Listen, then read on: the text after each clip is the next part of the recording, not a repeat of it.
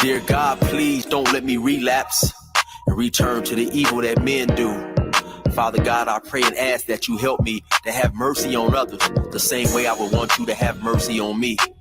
Father God, I also ask that you help me to be quick to forgive and slow to get angry. Amen, amen, amen. These young dudes out here don't respect shit until you put the barrel in their ear and let the text spit. I just might catch a case on my next hit, remove their whole face on some special effect shit. So show respect, Drake, or I'ma have a flashback. Digging through the dresser like, fuck it, where my mask at? The mash back with the banger and damage shit and say fuck everything I learned in anger management. Hop back on some east side Dannon shit and push a nigga's top back when I let the cannon spit. Start planning shit, premeditation. I'm in love with the streets again, rededication. Casket or cremation when I shoot you down.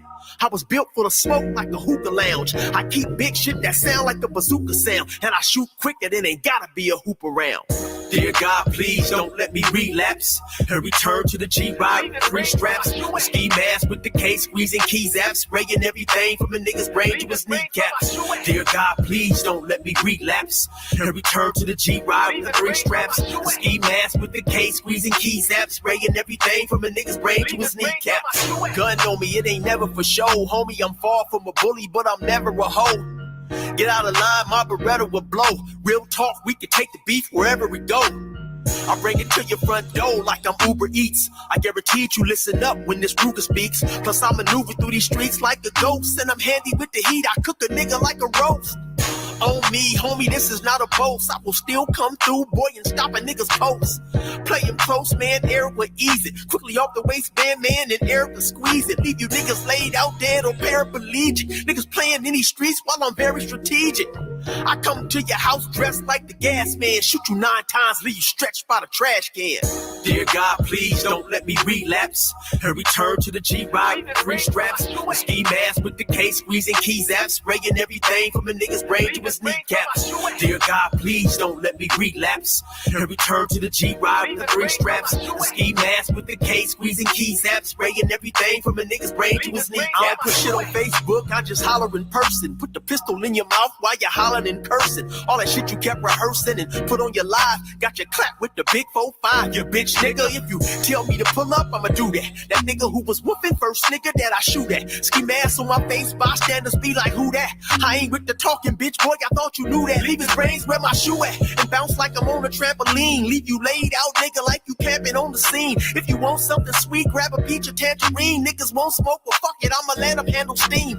AR with the beam, you see the red dot? We tug on this trigger, nigga, it'll make your head pop. Blood pouring down to your shoes, call it Red Sox. Your brains hanging all over your shoulders like some dreadlocks. Expect the gang of dead off if they ever cross the line. The Lord said in the Bible, oh, revenge is mine. So I'm just trying to find a righteous path between the two. Before I lose control and do the shit I used to do. This being humble shit is new. I'm trying to turn the other cheek, but I ain't never been a bitch, so watch your mouth when you speak. Your mercy's what I seek, so I pray on bended knees. Don't let me get decayed with the extended clip and squeeze. Lord, please. Dear God, please don't let me relapse and return to the G-Ride with 3 straps. A ski mask with the case, squeezing keys apps, spraying everything from a nigga's brain to his kneecaps. Dear God, please don't let me relapse and return to the G-Ride with 3 straps. A ski mask with the case, squeezing keys apps, spraying everything from a nigga's brain to his kneecaps.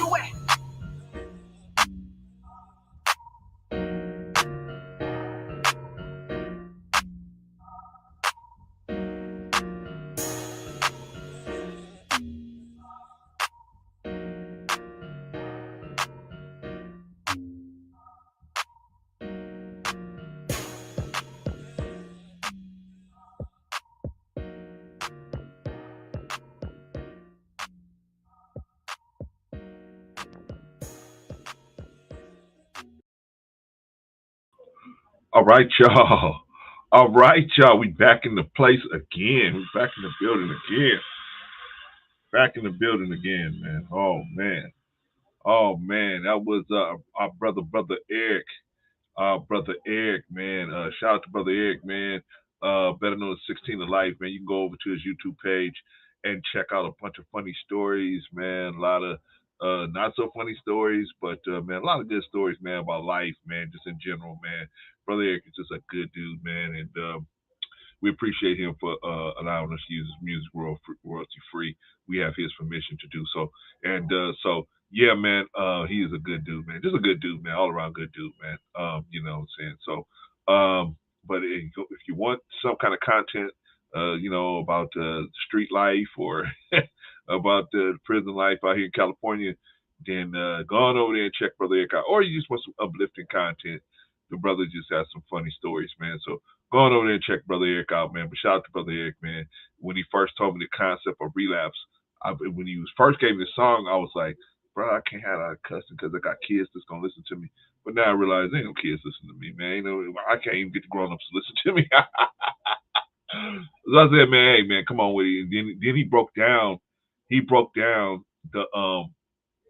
concept of relapse. He broke that concept down to me. He said, no, brother, it's not about actually being in the street. It's actually about brothers trying to stay out of the street after you done came back. You know, after you back hitting the streets, you want to stay out of the element that got you caught up. If you listen to the song, that's what it's really about. I said, oh, okay. So then I listened to the lyrics a little better. Then I said, oh, okay, I see where he's coming from. But you know, of course, it has a street flow to it because you know, Brother Eric is definitely not no Rudy Poop dude, man. He definitely did his time out there in the streets. So it comes off like that. So we have to have big enough ears to understand that yes, it has a street vibe to it, but it has a very global message to it. Global message. So shout out to Brother Eric, man. Shout out to Brother Eric, man. Glad to have him in the building. All right, that's Brother Eric. All right, y'all. This is, you know what they told me yesterday. They said Clarence, the office ain't gonna be open on Thursday and Friday. So this is basically our last show until probably Sunday. So we got a lot to be thankful for, bro. We got a lot to be thankful, y'all, brothers and sisters. We got a lot to be thankful for. So we're gonna go over that today. Let's see who's in the building. Who's in the building, man? Shout out to everybody's in the building. Y'all see, I was in the building early. I said, man, I was trying to get some things together for the show and some administrative stuff together. And I was just listening to some Stevie Wonder, some old school Stevie Wonder. Timeless, man. Whew. Timeless. So y'all see, I got caught up, man. I started posting Stevie Wonder stuff out there. You Got It Bad, Girl, man. I was listening to that. I listened to Creepin'. Then I went into Too High. And then I got into Golden Lady. I got into a whole bunch of different stuff, man. Maybe Your Baby and a bunch of different stuff, man. Next thing I know, I'm listening to Stevie Wonder for a couple of hours, man. But shout out to Stevie, man. Shout out to Mr. Morris, man. Stephen Morris. Shout out to him. He owns a station out here in LA called oh man, what just KGFJ. That's Stevie Wonder station out here in LA. Shout out to them, man. Shout out to them. Because they don't, you know what I'm saying? They're not like everybody else that's just playing what people top 40. They play a lot of different stuff. They break a lot of black musicians. They break a lot of neo soul stuff. So shout out to them, man. All right, let's see who's in the building. I'm in the building, of course.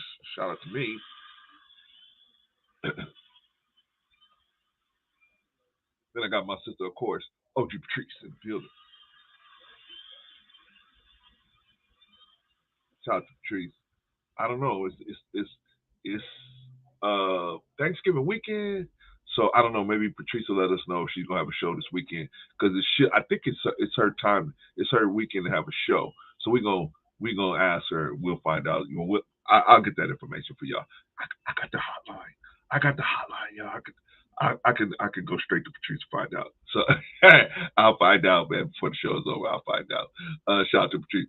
Shout out to the Jill Peel, Jill's Chocolate Boutique, everybody. Jill's Chocolate Boutique. Let me first tell y'all both of all of y'all. If y'all haven't subscribed to OG Patrice, OG Patrice has a page. Not only is she on Knowledge and Relationships, they were smart enough to give her own show, but she has her own channel where she covers a lot of songs. So I heard a couple of different songs she did recently, man. Dynamite, man. Go on over there and check her out, man. Go on and check her out. You know, check out Patrice on singing the song. Also, go check out Jill's Chocolate Boutique. If you haven't checked out Jill's Chocolate Boutique, what are you doing? What are you doing, man? Get your butt over there right away and just go sign up. Are you gonna like it? I don't know. I hope you do, but I don't know. I know everybody's not gonna like everything I like, right? But you know what I'm saying? Go over there and check it out. See if this kind of content you good with. I'm subscribed. My brother, shout to Jill. Shout to Jill, by the way.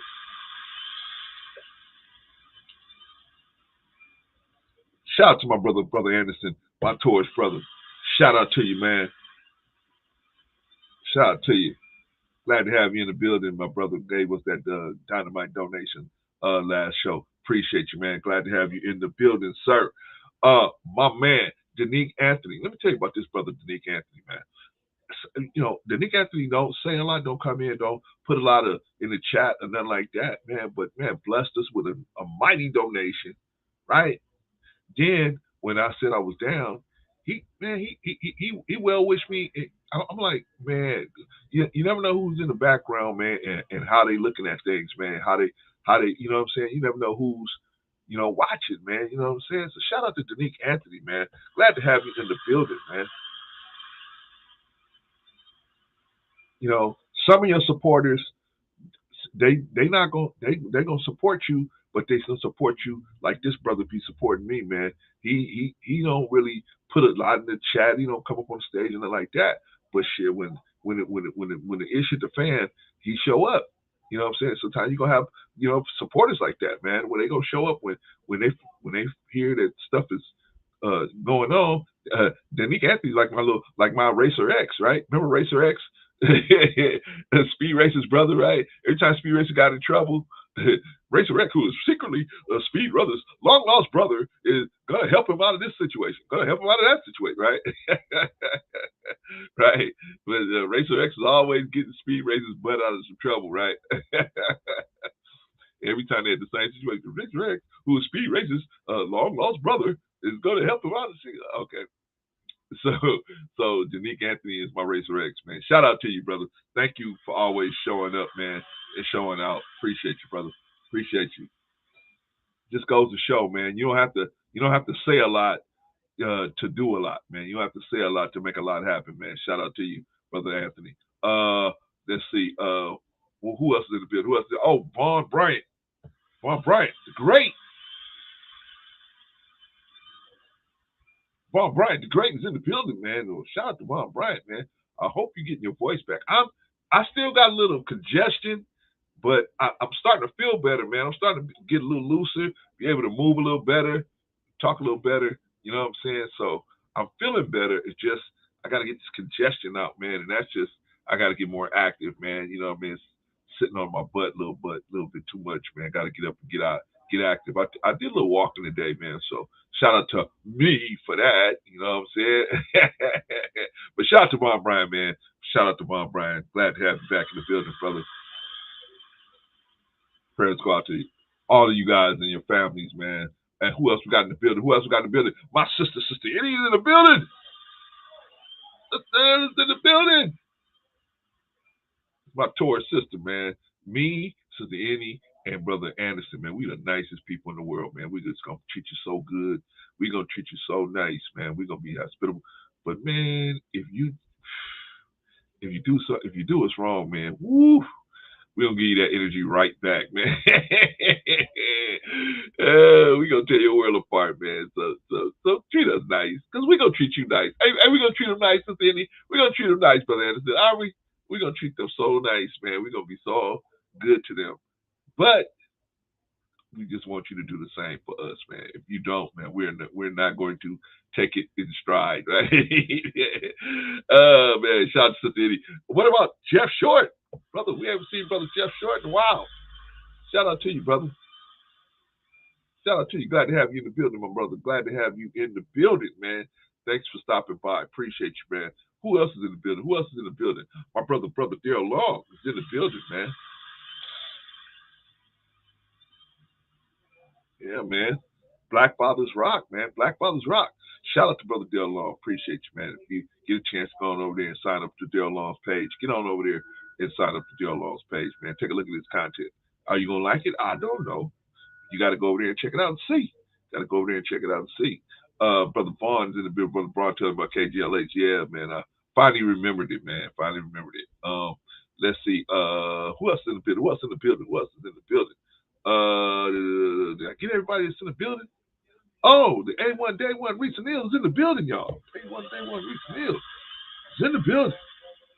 Shout out to Risa Neal, man. Shout out to this sister, man. This sister, man. A1 Day 1. And let me tell you about Risa, man. Risa would hit me in the background and say, hey, Clarence, I'm just letting you know what I'm saying? This is how I feel about this situation.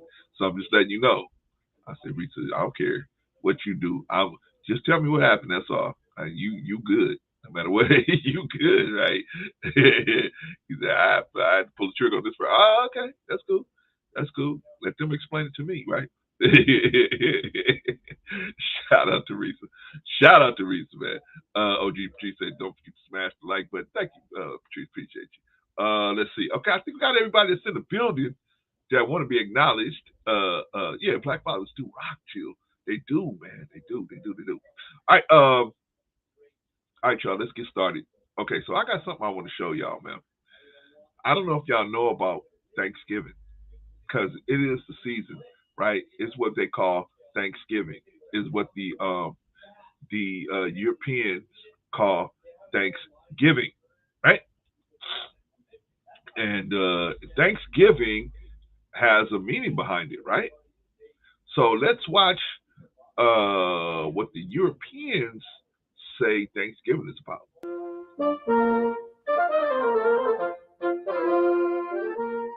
Hi, my name is Plymouth Rock. Now, you might just wonder how a rock ever got a name like Plymouth. Well, let me tell you how it all happened. The year was 1620. It was a normal day for me sitting on the beach, getting some sun, minding my own business when lo and behold, along comes this boat. And can you believe it? As big as I am, it bumps into me. Ow! Who said that? I think it was the Rock. The Rock? Oh, whatever. Let's plant the flag, shall we? I do hereby name this place Plymouth. Very nice. And what about a name for the rock? I do hereby name this rock Plymouth Rock. Is that the only name you know? Sounds great to me. Let's go. And so the Pilgrims got off the boat and began the hard work of setting up a settlement in the New World. Ouch!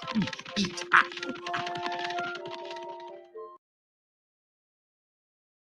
Ay, ay, ay. Ay, ay, ay.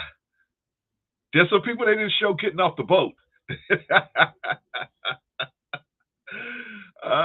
some people they didn't show getting off the boat, man. Ay, ay, ay.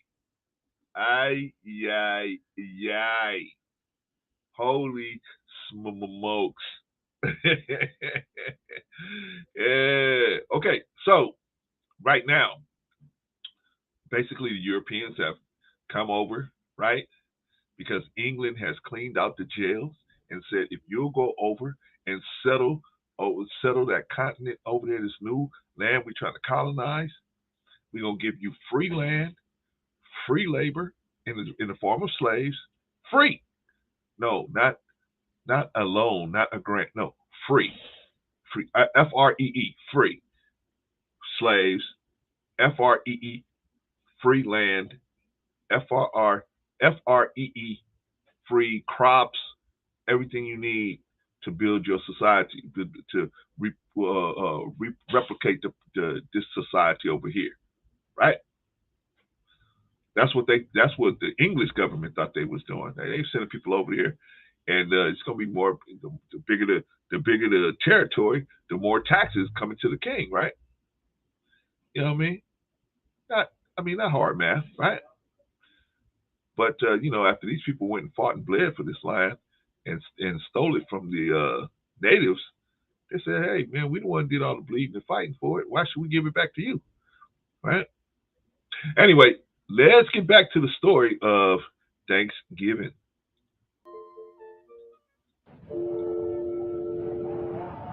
Now, I don't know whose idea it was to try to build a settlement at the beginning of winter, but needless to say, the Pilgrims had it pretty rough. How was your hunting? I'm hungry. Ay, ay, ay. The Pilgrims had it rough. Not the slaves, not the natives. The Pilgrims had it rough. Holy smokes. Well, Clarence, why are you saying this? See, you bringing up old. Why you bringing up old shit? You know what? I'm not. I'm just. We celebrating it today, right? Or some of us that are celebrating it, right? Some of us are just, going to use the time off of work wisely, right? Whatever way we can, and do something that we should do anyway, and let's be thankful for some stuff that we're supposed to be thankful for on a daily basis anyway, right? We're definitely not celebrating the fact that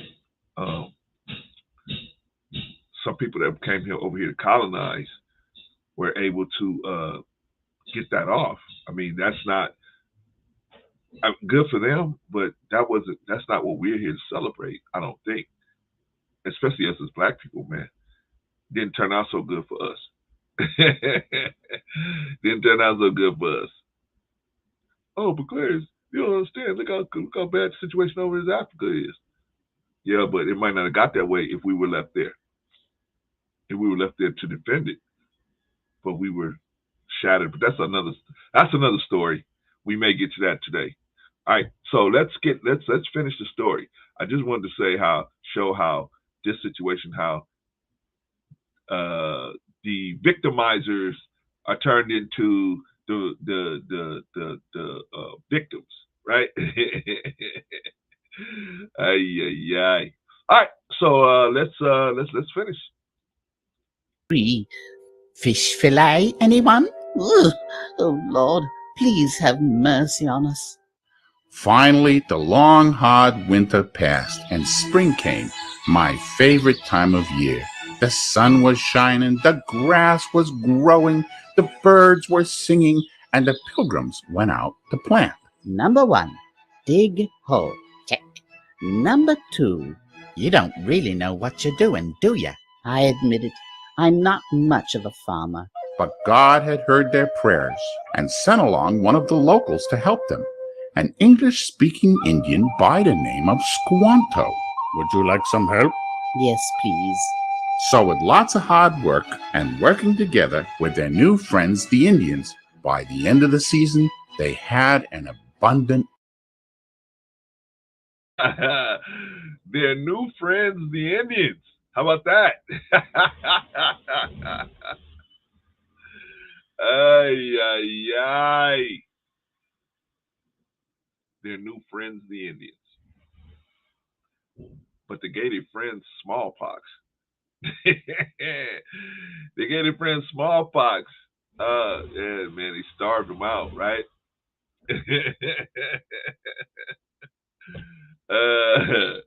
Holy smokes. You know what the English people were doing? They would, like they put fences up, right? Because they want to keep the animals away from their livestock. So they put fences up, right? The Native American had never seen a fence. They were like, what? Yeah, they had to break down to them what the fence was for. They didn't even understand that concept of a fence. They didn't understand the concept. Like, what do you need a fence for, right? Everything in nature is supposed to be free. Not according to the Anglo-Saxon. Nah, at that time, at least, right?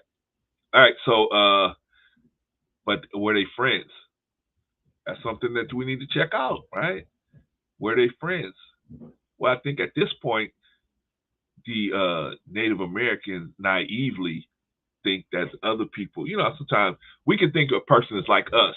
Like, I like people to treat me right. And so we think that the other person is going to thinks the same way. But sometimes the other person got a whole nother motive. You know what I'm saying? They don't think that way. But we don't find out until they actually plunge the knife in your back, right? Then you go, well, what happened?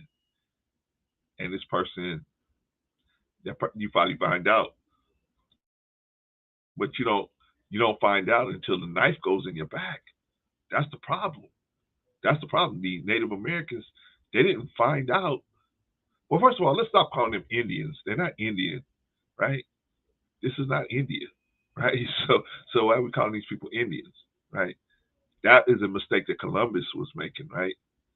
He said, hey, I can go the other way. Instead of it taking 6 months for us to go one way and 6 months to go the other way, or 3 months to go one way and 3 months to go the other way, taking 6 months to make a trip, we can cut that trip down in half by going the other way because the world is round, right? He said, so we just go the back way and we'll run into Asia, right? Makes sense, right? Except for he didn't realize that the continent of America was here, right? Right? Runs into that, says, hey, I'm here at the Indies. I'm here in India, on the west side of India. No, you're not. No, you're not. So I'm going to call these people Indians. You're not Indian. Native Americans. What do you mean Native American? They native to this part of the land, right? They have a lineage that goes back past 10,000 years, right? If you got a lineage that goes past 10,000 years, then you can say this person's a native that's been in this area.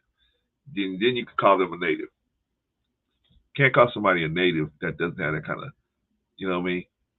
That's like saying white people are native to America. They are not native to America.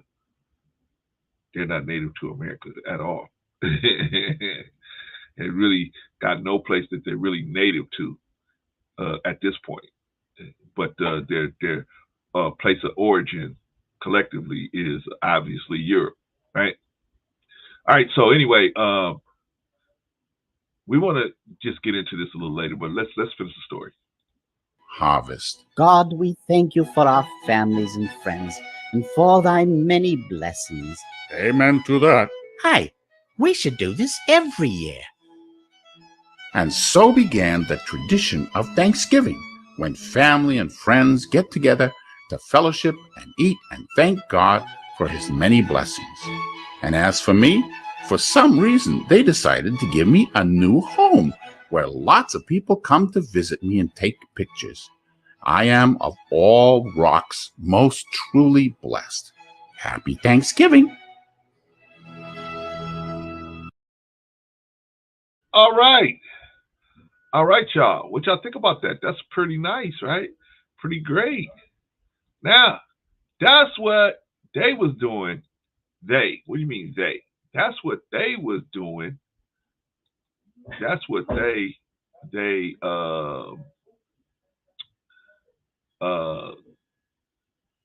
Caucasian people was doing around that time for Thanksgiving, right? That's what they were doing.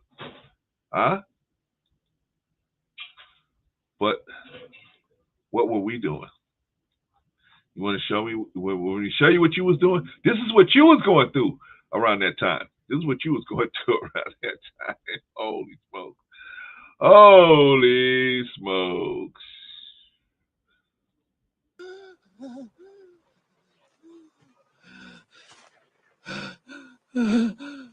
I want to hear you say your name. Your name is Toby. What's your name? Kunta.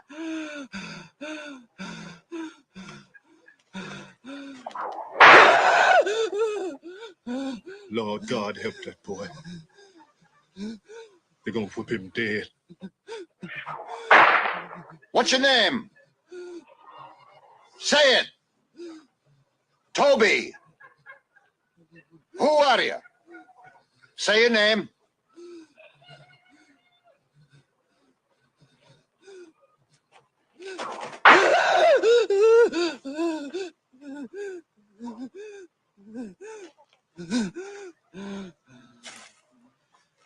What's your name? Toby.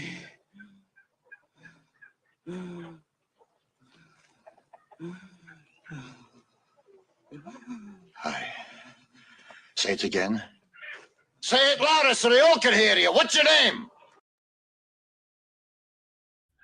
All right, y'all. This is as part of the this is in Roots, obviously Roots, where this is the buck breaking that happened. They made it very nice. They tenderized this thing for you. It was nothing close to as nice as something like this, right? So now, one thing they did have that was pretty accurate is the other slaves standing around watching, right? But as far as how they treated this dude, where they gave him a breath and they wasn't, and they didn't do some kind of horrible thing to him, they made it really look nice. They made it really look like it was. This is a much nicer version than the reality of how they did this type of stuff, man. So, but we appreciate them. We appreciate all the actors that was willing to portray these roles, man. Because I know, especially the white actors, man, they was really jumped on, man. But we appreciate them for at least putting some semblance of reality into this situation, so we could see, right, what's going on. See what's going on, right? All right, y'all. So we're gonna finish. This is obviously the scene where they keep telling Kunta Kinte that his name is Toby, and he won't answer to it. He only answered to Kunta Kinte, and so they said they had the final showdown, right? So the white boy tied him up and made the brother whoop him. Right? And what choice does the brother have? If he don't whoop him, they're gonna whoop him, right? So he got to do it. He got to do what he got to do. Everybody got to do what they got to do, right, to survive in this situation. It's dog eat dog world for these slaves, right? Anyway, let's finish what you was doing around Thanksgiving time.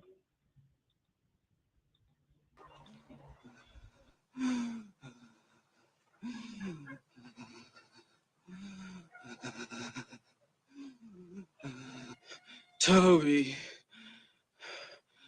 My name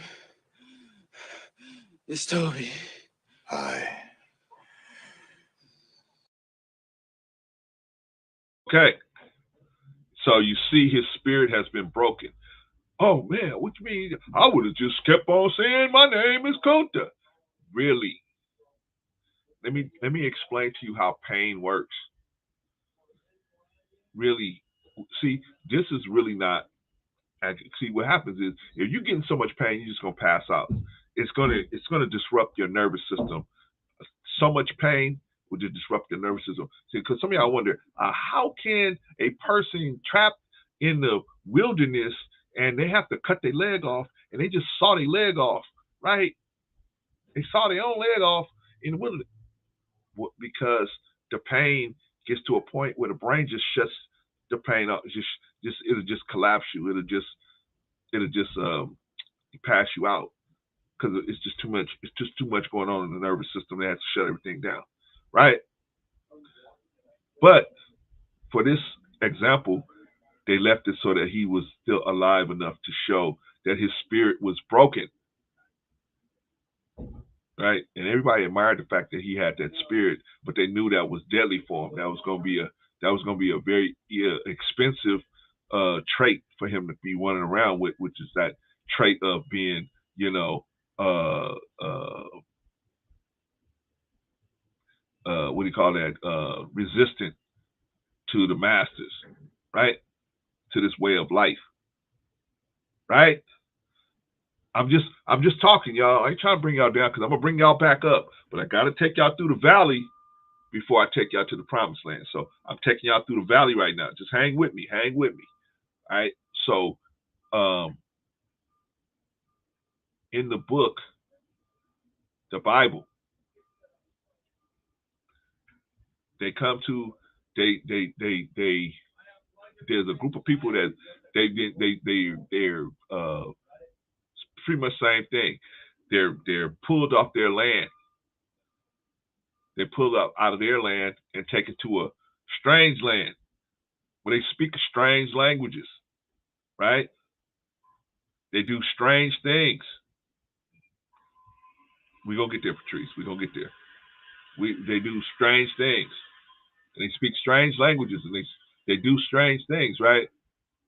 So in the Bible they said to them, sing us a song, sing us the songs of Zion. Sing us those songs. When our ships used to pull up to the port in Zion, we hear those songs. Sing those songs for us. This was what they told the captives. They said, how can we sing songs of freedom and we are captives? How can we sing songs when we were in our own land and here we are in a strange land? But they required of us a song. They required it of us. So we ain't got no choice. They required it of us. But they said, how you expect us to sing songs and us to put our heart into the song when you broke our spirit by putting us in this situation, in this condition? And you expect us to actually be happy that we're in this condition, right? There's people out there running around thinking that black people was happy being slaves, right? It was like the Boondocks, when the Boondocks had them being slaves, right? No, it wasn't like that. It wasn't like that. This is a 1 billionth of how bad it was for our people, man. But I got to go through this. I got to take you through this so you can see what you got to be thankful for. Because some of us, we don't realize what we got to be thankful for, man. We don't realize. We're so far off from what we need to be thankful for, man. We're worried about how rich somebody else is instead of being thankful for that God to give us our sound mind, sound body, right? There's people out there right now, brothers and sisters, they can't even go to the bathroom without help. They got to push a button, have a nurse come in and walk them to the bathroom, sit there with them, put them down on the toilet, sit there with them, and then get them up off the toilet, wipe their behind. I mean, the nurse got to do it, or whoever the attendant has to do it, and then put them back in the bed. You ain't hearing me. You ain't hearing me, man. You really ain't hearing me. Shout out to my brother Bolo TV, man. Shout out to him.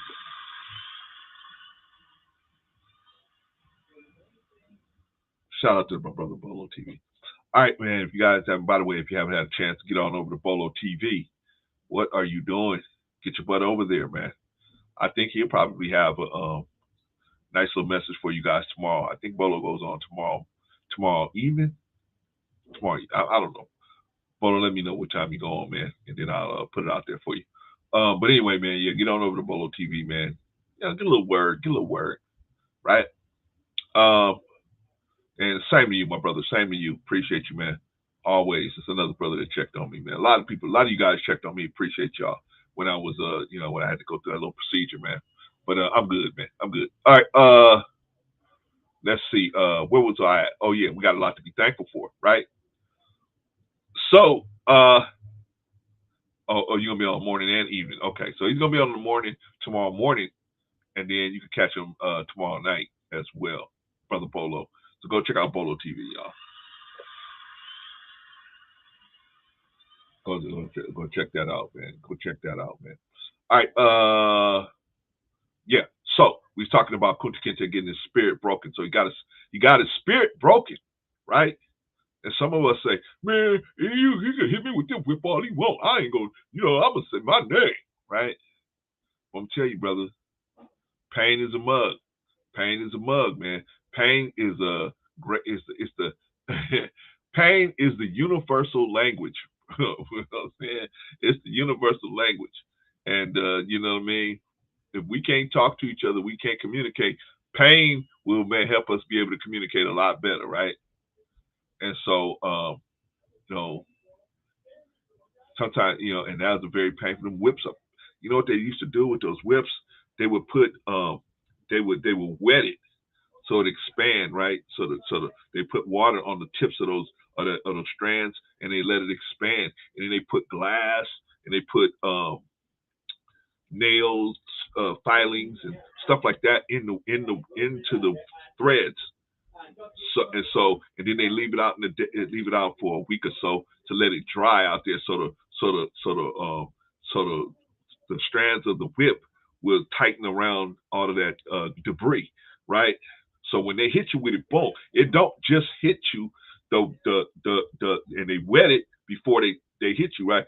So the water, once that straw hits you, boom, it hits your back.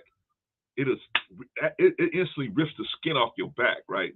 It boom, rips the skin off, and then you got those other chafings in there that scratches you up. I mean, it's a double whammy, man. That's a double whammy. And on top of that, if they hit you hard, because the whips, they're gonna pow at the end, right?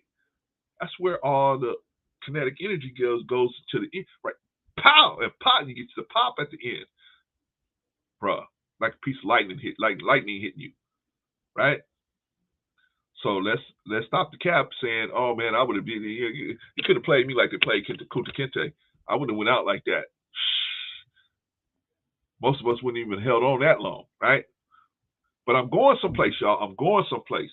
I'm not gonna leave you. I'm not gonna leave you in the valley. If you walk with me, we're gonna come out of the valley. All right. So let's get back to Kunta Kinte.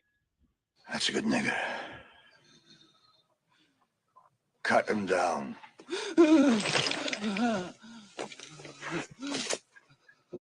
Nicholas has come to live with me, and he's a little fragile. Is that why you came to see me? All right, y'all. So you hear him at the end. He says, "That's a good nigger," right? Right. But what is the? But the lesson wasn't for Kunta Kinte. The lesson was for everybody else, right? The lesson was for everybody else. Bolo said the tip of the whip also breaks the speed barrier. Whew. That's why it makes the sound they call the sonic boom. Oh, that crack, man. Pop, right? That pop, right?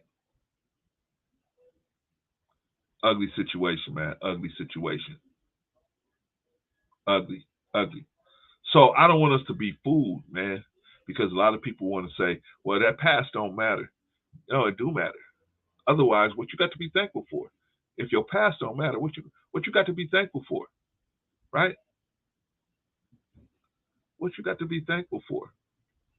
Come on, we don't want to be like, remember the Hebrews, man? They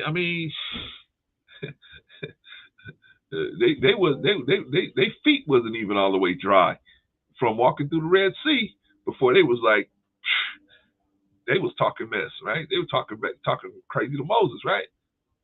Hit them in and walked them out of the situation they was in, and they talking crazy to him. Why was they talking crazy to Pharaoh? Because when they was living with Pharaoh, they got their rations. Now Moses talking to him, hey man, we ain't got no rations. We got to get out here and get it. See that pheasant? We got to get it. There ain't nobody that's going to feed you. You got to feed yourself. You want to be free, you got to feed yourself. Coming back to Kanye, coming back to Kyrie. Coming back, you got to free. If you want freedom, you're going to have to be able to feed yourself.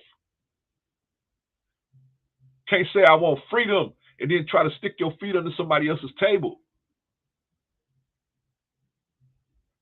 I had to get rid of one son. I had to get rid of one son out of my house for doing that. And now I got another one I'm trying to get rid of. And then I'm a man. I said, how you gonna call yourself a man? You got your feet under my table. You sitting at my table eating. Your phone is on my bill. Your phone is on my plan. Right? Freedom is very expensive, brothers and sisters. Freedom is very expensive. It is not cheap to be free. See, our European friends understand that. They understand that. When you free, freedom not only comes with the responsibility of diligent leadership, but it also comes with a price to pay for securing that freedom. You can't expect everybody, other people are not going to respect you unless you are able to force them to. Do you follow, brothers and sisters? You're gonna have to force them to respect you. So yeah, I'm free. We free. You free, but you got to feed yourself. What would we do? What would we do if the Caucasian society decide we're gonna close down all these? We're gonna stop selling food. We're gonna stop selling food. We're not gonna do that anymore. What would we do? You gotta think about that. What if they decide, hey, you know what? Down your block, it's all black people down your block. We're just gonna shut off power to this to the grid that's over here. What would you do? Do you have a generator? Do you have food stocked up? Do you know how to what do you call that? Jar food? Do you know how to do that? Most of us don't. Why? Because we got so much faith in this situation that we think God will never knock this wall down. God will never drop a bomb on this situation. You don't know. I don't know. We don't know. Right? The man said, that hour is decided by my Father. My Father's going to decide that hour. Not me. You can come to me all you want to ask me, but my Father's going to decide that hour. Even I don't know that. Now, if he don't know, I mean, you know what I'm saying? If he didn't even tell him, what's the probability you gonna get told? No, we got to be prepared. If we want to be free, we got to be prepared. Right? We got to prepare our children. We got to prepare our families. We got to prepare our people. Right? There ain't nothing. What do you call that? That we don't have to be thankful for. We got so much to be thankful for, brothers and sisters. We are not out there in the cotton fields, in the wheat fields, getting bit by snakes and mosquitoes and whatever else is out there, man. Crocodile, whatever else is out there in the fields. You ain't out there. You ain't out there wearing the same clothes 7 days a week. Only break you get is going to church. And then when you do go to church, it's a person that's telling you a lot of times is somebody who's telling you stuff to keep you in the mentality to keep your and listen to me. A lot of these preachers that was in there at that time, it was a dual thing for them, man, because they trying to keep you safe, but at the same time, by telling you that it's okay for you to accept your condition, because they didn't know what else to do. And then sometimes they would get, like Mr. Farrakhan said, they get some buttered bread and a piece of fried chicken at the back door. They could come through the back door and get a piece of fried chicken. To some of them, those better odds than being out in that field working every day, right? So they tried to teach us how to accept that condition. And they tried to tell us that God wanted us to accept that condition. Some of them were like Nat Turner, right? Nat Turner was a preacher. He went around killing slave masters, right? You know what they did to that man? They not only killed that man, Nat Turner, they took the skin off of that man. That's how much they hated that man. They took the skin off of him.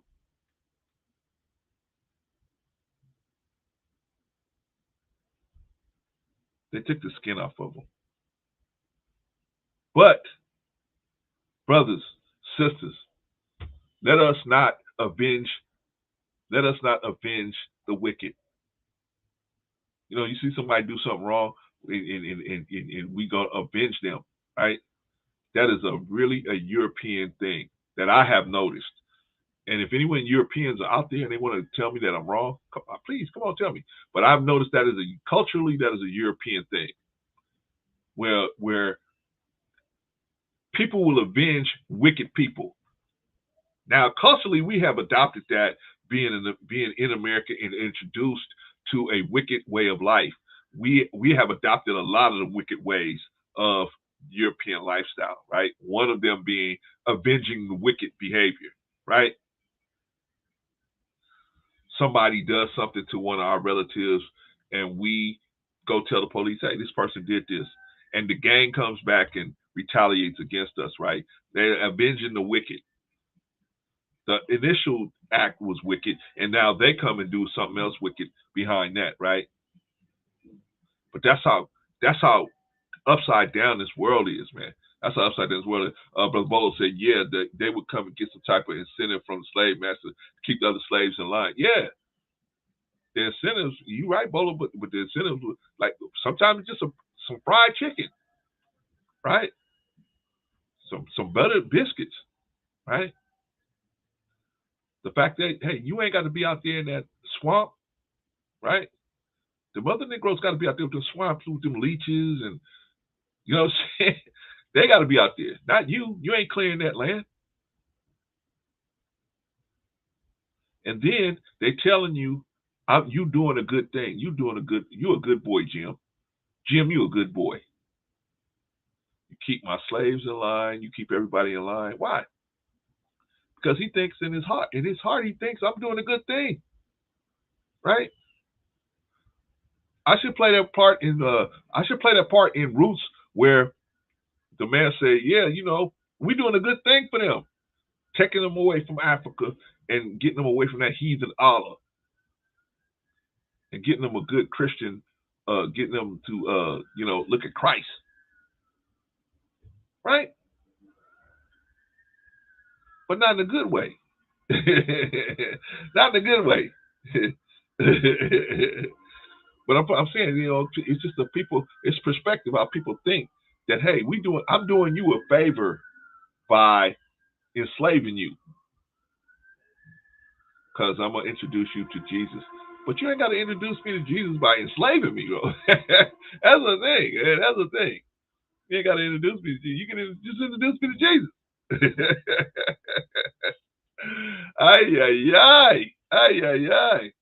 But you're saying celebrating these pagan holidays. Well, I mean, you know, that's, to me, Patrice, that's the least of the issue, is the holiday, right? Or the celebration thereof. The main thing is the fact that picking up the culture of what's going on. Like, you got black people out here saying, you know, we celebrating Thanksgiving as if we was a part of the Thanksgiving that actually happened, which we actually was not. And there wasn't no every year the Europeans were celebrating Thanksgiving, but they kept getting into more and more scuffles with the Native Americans, which finally led to them trying to just massacre the Native Americans, right? See, we ain't talking about that, right? Excuse me. Where does that come in? Where does that come in at? Well, they simply just said, you know what? Let's just massacre them. How are we going to do that? I'll tell you what. Let's put smallpox in these blankets. Let's put smallpox and measles and all that stuff in these blankets, and let's give them these blankets for the winter. And in the summer, by the time the spring comes around, they're going to be gone. Or how about the Donner Party? You guys remember the Donner Party?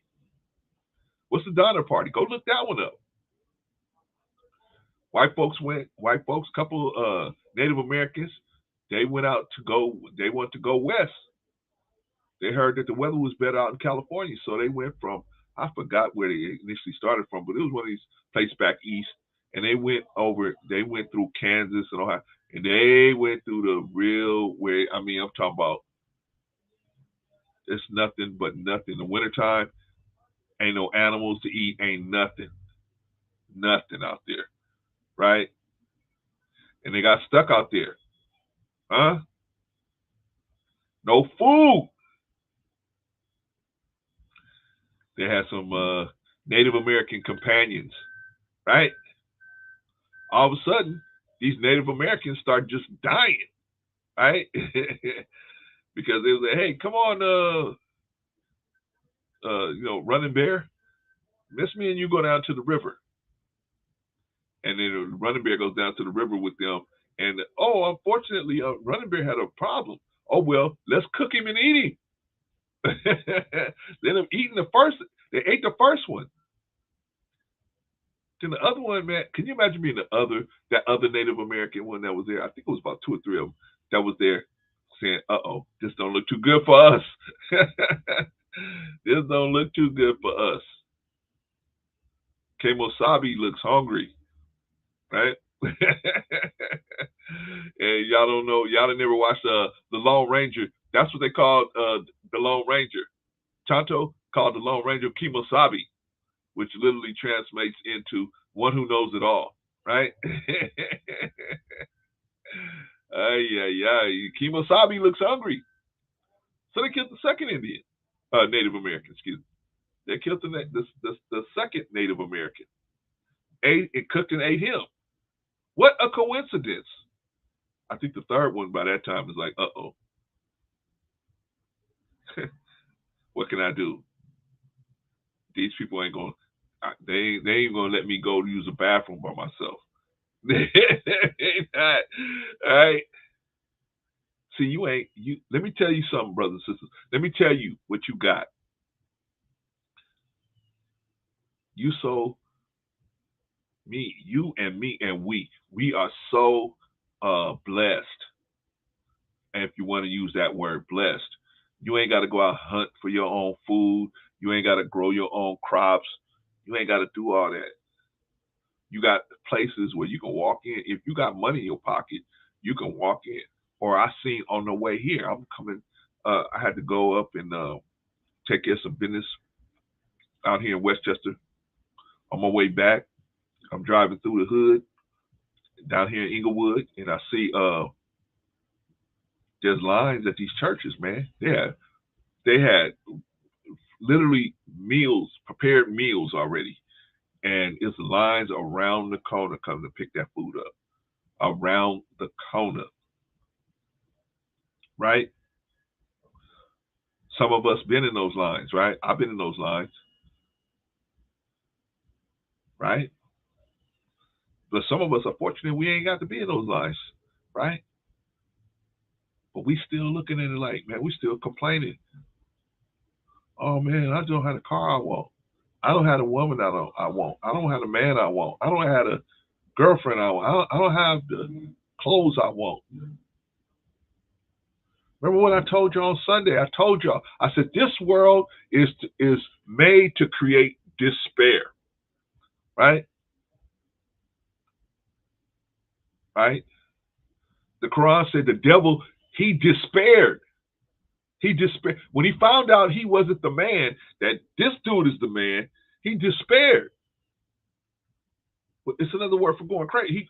He couldn't understand in his head. He couldn't make that. He couldn't crunch the numbers in his head. He said, I made a fire. He's made of dust. How can you put him over me when I'm beautiful? You told me I was beautiful. Just couldn't wrap his mind around it, right? So he despaired. Despair is the root word of desperate. Despair, right? You despair. You lose focus. You lose understanding and wrapping your mind around what's actually going on of reality. Huh? We can't despair, brothers and sisters. We can't despair. God wants to do something for all of us, right? God wants to help us, but we can't. We got to get our own foot out of our own way. We got to. And one of the things we got to do is we got to be able to be thankful. We got to be able to forgive. I can't even be out here. Well, let me talk about me. I cannot be one of these kind of people that can't forgive other people, because God forgave me. if this God hadn't forgave me, I wouldn't be sitting here now. I'd be up under the jail somewhere, or I'd be lost my mind somewhere. But God's gonna forgive me and have mercy on me, and then I'm gonna look at this person and say, "Oh, I ain't gonna have mercy on you because you ain't in my Patreon." I can't have mercy on you. I can't forgive you because you ain't in my Patreon. You're not in my tribe. Oh, okay. What are we to do, brothers and sisters? How can we expect God's mercy and forgiveness for the things that we do? None of us are perfect that I know of. And one of y'all that tell me y'all perfect, that's the last day you're talking to me, because I'm not perfect. Brother Clarence got a lot of issues, right? And I have to constantly ask God to help me with these issues, spiritual issues, behavioral issues, thinking. I see myself thinking, but see, so because I'm blessed enough that I try to study enough of God's word that I can see when I'm going off. And I say, "Oh God, man, please put me back right where I'm, at least where I can kind of think better. Why am I wanting this? Why am I wanting to do this? Why am I wanting to go down that road?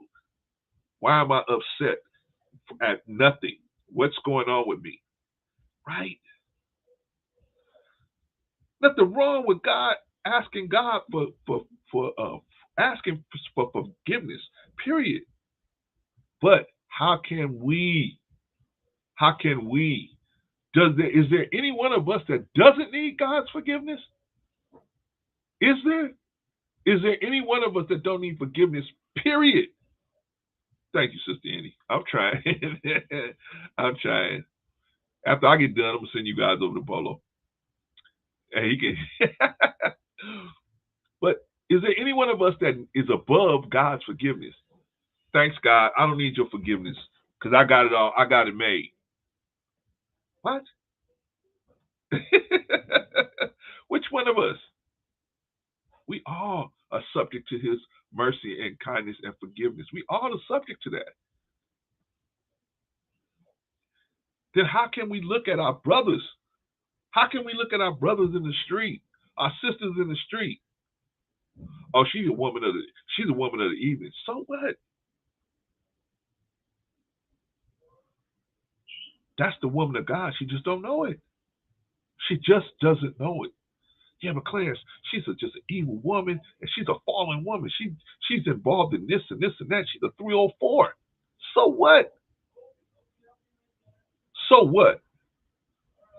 Any one of us could fall down on our face in a wicked world like this. Any one of us could fall down on our face. Well, Clarence, I ain't got time to be trying to help nobody else. I'm not saying you got to, open up an orphanage or nothing, but I'm just saying, don't look down on our brothers and sisters, man. Let's not do that. Let's not do that. Let's be thankful for what we got. Let's be thankful for what God put us through. Some of our brothers and sisters are out here, they still struggling. Well, we all still struggling, but some of our brothers and sisters, man, they're in bad shape. Listen to me, y'all. Listen to me. We are fortunate, right? We able to huddle up and come into this space where we are trying to do good for each other. We trying to support each other, trying to push each other to do better, pray for each other and all of like that, right? There's people out there in this world, man, they got none of that. Zero, zilch, nothing. Their life is a big charade. I know mine was. It's a big charade. Yeah, you got a good job. You got this going on. You got that going. You might even be going to the church or the mosque or whatever, or the temple or whatever, right?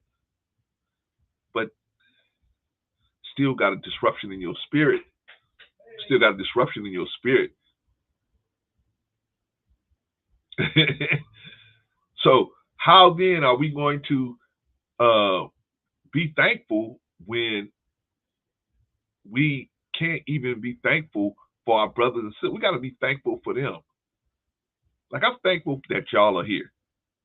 And even the ones that ain't here, I'm thankful that everybody who is safe is safe. I'm thankful. I'm glad for that. But I have to start with my own self first, then my family, then it goes out in rings, right?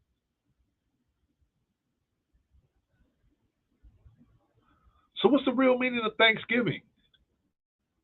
Is it about turkeys? Because theoretically, it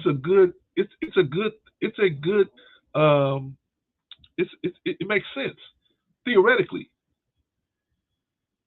But if you rest on the foolishness that it's about turkeys, no. Thanksgiving should be a wake-up call for all of us to say, what do we have thankful for? What do we have to be thankful for? What do you really have to be thankful for? Do you have your family? Do you have your health? Huh? That's why I put overlooked blessings, man, because sometimes we overlook the blessings that we got. You can just, right now, any one of y'all could get up and go walk to the bathroom, sit on the pot, and do your business, and then get up and wash your hands and come in. I hope you wash your hands. And then come back, right? Right? There's people out here right now. I've been with them. I've been with them. I've been there. I've been in the hospital bed. I've been there. I've been there when, I was one day, one of the ways I knew I was sick, I had to accept that I was sick. I was walking around one day, I'm telling you, my legs looked like tree stumps. My legs were so big, they were huge. I said, what is going on? Right?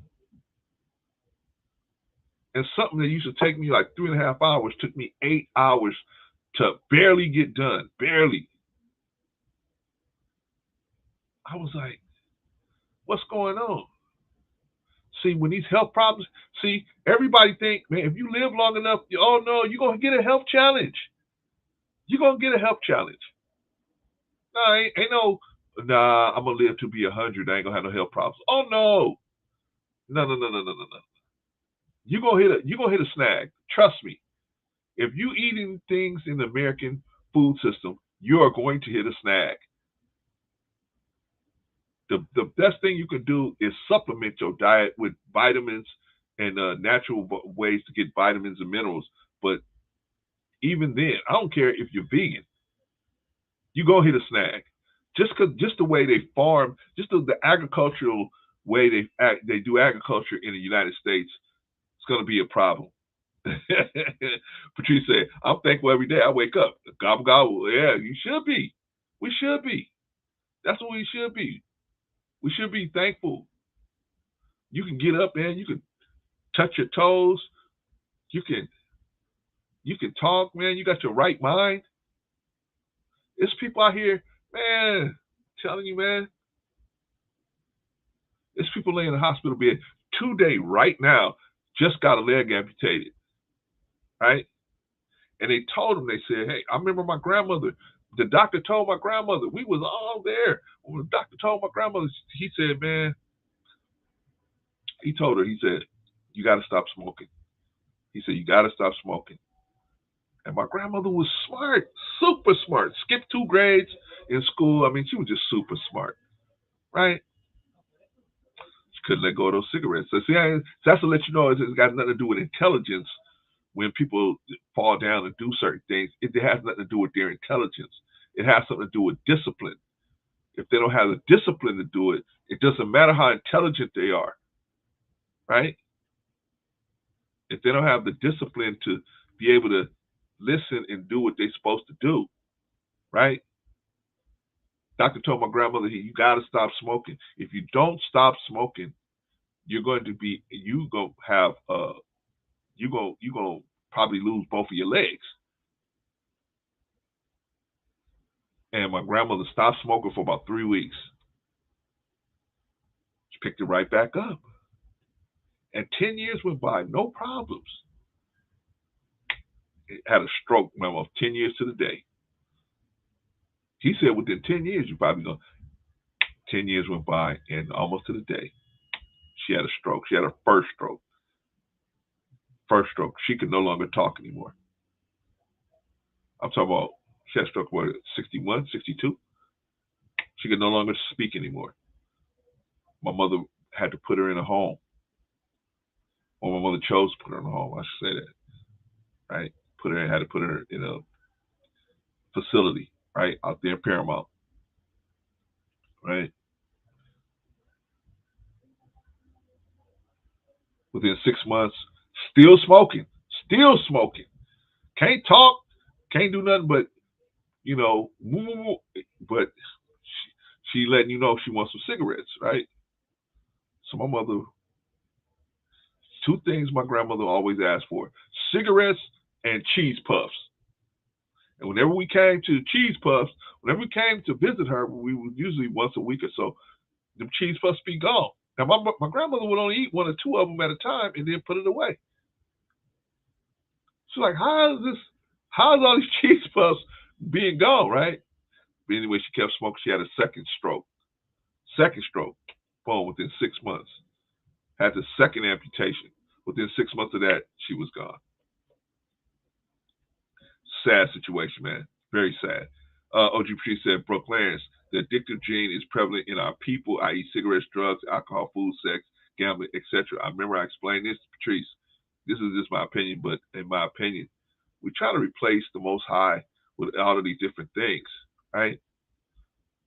The Most High will give you, because all of these things really much give you, release chemical compounds in the brain that either relax or excite us, right? The dopamine, or I forgot the other chemical that excites you, right? And so, but if we had a connection to God, like we should, and we had a connection to being righteous, just doing righteous stuff would give us that dopamine effect, right? Just doing stuff righteous, helping the old lady across the street, you know, watering your neighbor's grass, you know what I'm saying? Cutting your neighbor's grass, whatever, right? Just putting your neighbor's cans out, right? Your neighbor's cans are right there. They're just not on the curb. Just throw them out there, right? But we got to look at each other like that. See, we don't look at each other like that. Then we get mad when other people look at each other like that. Man, Jews, man. The Jews is always Jews. But that's what they doing what they supposed to do. Like Malcolm said, they doing what they supposed to do. It's you that's not doing what you were supposed to do. They doing what they supposed to do. They supposed to run a tight ship. We should be running a tight ship, right? Of course, they pick and choose when they want to, have issues, right? They have these issues with Kanye West and Kyrie Irving, but they let Amazon Prime walk on by. They let Amazon walk on by. No problem. No problema, as we say out here on the West Coast. No problema, right? Kyrie Irving, we so mad at you. You are promoting anti-Semitism. We went over that, right? Then they come to the games, fight anti-Semitism, and they want to stand by Kanye West, right? Hey, just to let y'all know, Amazon offices is right up there in Seattle. You go right up to Seattle and wear your fight anti-Semitism shirts in front of Amazon. You want to start the protest? Maybe we can get Black Lives Matter to start it off for y'all. You get us some fight anti-Semitism shirts, and we get, I'm sure for a small fee, we can get BLM Seattle to get out in front of that one for you guys.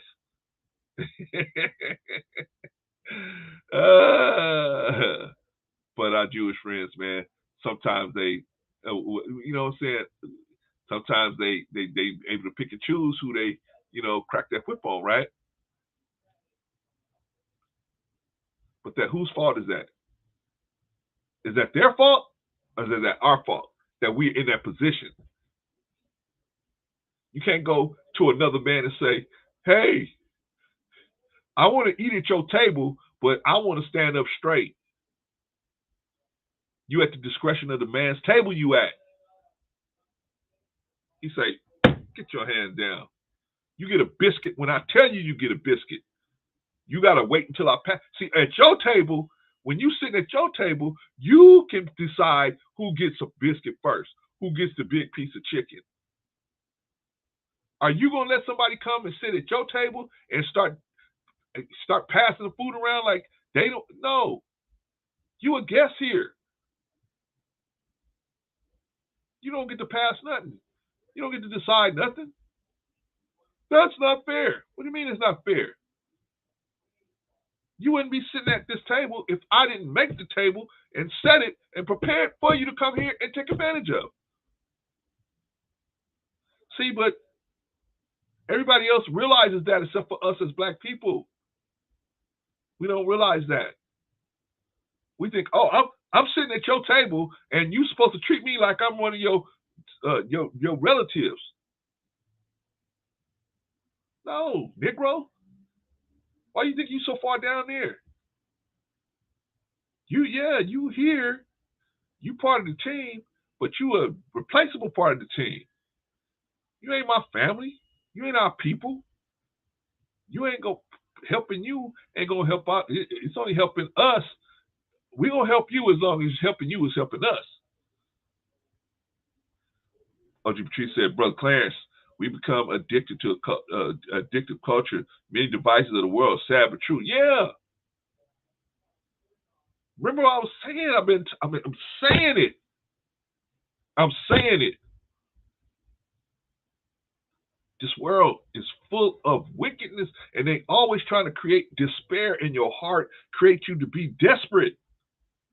Oh no, I ain't got this. Oh no, I ain't got that. So I keep telling you, you ain't good enough. But if you get this perfume, see, a man that's a high value man gonna want you if you got this kind of perfume on.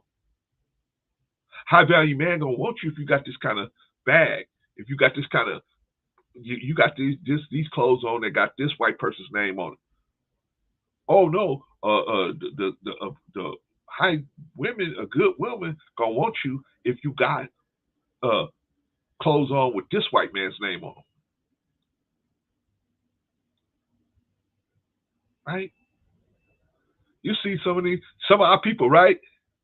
I got a robe on. I got a robe with this white man's name. And I got a watch with this white man's name. And I got shoes with this white man's name. And I got pants with this white man's name. And I got a shirt with this white man's name on it, right? But I'm for the people, right? I'm for the people. I'm for the people, right? Look at us, brothers and sisters. Look at us. We walking billboards for these people, man. We walking billboards. We the best advertising, and we pay them to advertise their clothes, their car, their culture, everything. And what has happened to us? Because we're not thankful for what we do have. We're so busy. The media is always telling us that we need to be concerned for what we don't have. You see how it got flipped on us. They never tell you God is sufficient for you. God is sufficient for you. Why don't they tell you that God is sufficient for you? Because if you think God is sufficient for you, you're not going to respond to the trigger words they put out there. They put trigger words out there. You need this. It's Christmas. It's Thanksgiving. Thanksgiving? My wife called me today. Hey, I need, you cook something. You want me to cook something? I said, it don't matter to me. I mean, shit. It don't matter to me. My mom, God rest her soul, she would cook a big thing. And we would go over here and sit down and eat with her. But my mom's been passed for about 4 years. So, you know what I'm saying? So we don't do that, but I would like to have kept that tradition going. Not so much I'm celebrating Miles Standish, but I mean just the fact that we got together as a family. Yeah. There's nothing wrong with that. Nothing wrong with that. You get together with your family, man. Because in the end, that's all that's important. All this other stuff is bullshit, y'all. It's just bullshit. You got to get together with your family. And if your family's on YouTube, then get together with your YouTube family. If your family's you have family, right there, then get with your family. Because family's all we got, y'all. Ultimately, the people that care about you the most are going to be the people that you can call on and say, man, I need help. Can you help me? And at least they'll try. At least they can try to help you. Right? You don't want to be caught, man, in a hotel room with a chick that climbs up off of you that has to call 911 for you. And you laying in a hotel room. After the chick could go through your wallet, go through everything that you got on you. Come on, dog. That ain't the way to go out. This is how you go out, man. You got your family around you, and they are asking God to please receive you in peace, and they're all praying for you, and they all are remembering and thinking of good things that you have done for them.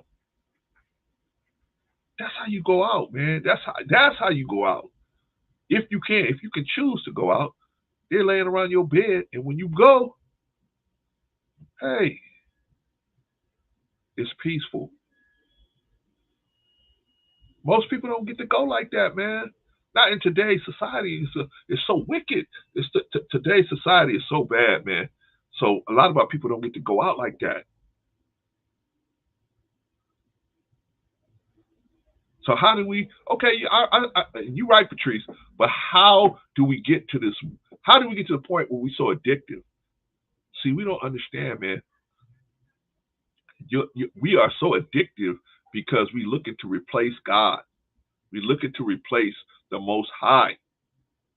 We want to replace the Most High with someone that the Quran says that you want the messenger to be pliant. You want him to bend, right? You want the messenger to be pliant, but he's not pliant. He's not gonna bend. This is what God wants. This is it. You step over the line, you over the line. But we want you to tell us. They said they want the messenger to tickle their ears. We tell us what we want to hear, right? That's the problem they had with Jesus. One of the problems they had with Jesus, right? You know what I'm saying? He wouldn't give them the easy way out. They man said, hey, Jesus, how can I, how can I be down? How can I live? How can I experience eternal life? Right? Right? The young boy, right? He said, how can I experience eternal life? Right? You love God with all your heart and all that. Right? He said all that stuff. He said, oh, yeah, that's something you do it. Yeah. Do that stuff. You should be good. You should be good. At the end, they say, oh, love thy neighbor like they love yourself, right? So they said, so somebody in the crowd said, we're going to trick him. We'll get him. He said, yeah, Jesus, who's my neighbor? So that's when he told the story of the Good Samaritan, right? Man going down to Jericho, got to handle some business, goes down to Jericho. On his way, runs into some thieves, right? They say he fell among thieves. Right? What that mean? He got caught up. See? Maybe he went out behind the alley shooting dice, right? Maybe he went back there shooting some dice with some people. I don't know. Who knows? I got this coat, man. Let's get behind these camels and, let's roll these dice. Right? Whatever. I don't know. But he fell among thieves. And they robbed him of his raiment. They took his clothes. They took his all of his documents, identifying documents. They took all this stuff from him. His money, everything. They took it from him. He laying in the street. Where you at, brothers and sisters? Where we at? Are we spiritually in the street? Not because we ain't all agreeing to one religion. That's nothing. Religion is that's a private situation, right? The thing, we have to have a community understanding, a community behavior with each other, right? Or if we see somebody that needs help, we at least extend help to them. If we can do it safely, we at least extend some help to them. If we can't do it safely, then I understand, especially you females. You guys can't go around extending help to men. It's just not safe to do that right now. Maybe in time, the time will come. But women, man, you guys have to be safe. Think about safety. But us as men, if we can do something, offering somebody some help safely, we should at least extend the help. That's what we doing, y'all. That's what we doing. I know y'all think it's just Brother Clarence talking. No, y'all are my support. I can't do this without y'all over there in the chat. I can't do it without you. I can't do this. You know why? Because every time I get to the point where I say, man, we ain't doing, I ain't doing nothing. One of y'all or two of y'all will hit me in the email like clockwork. One or two of y'all hit me in the email and say, "Nah, Clarence, come on, you're doing it.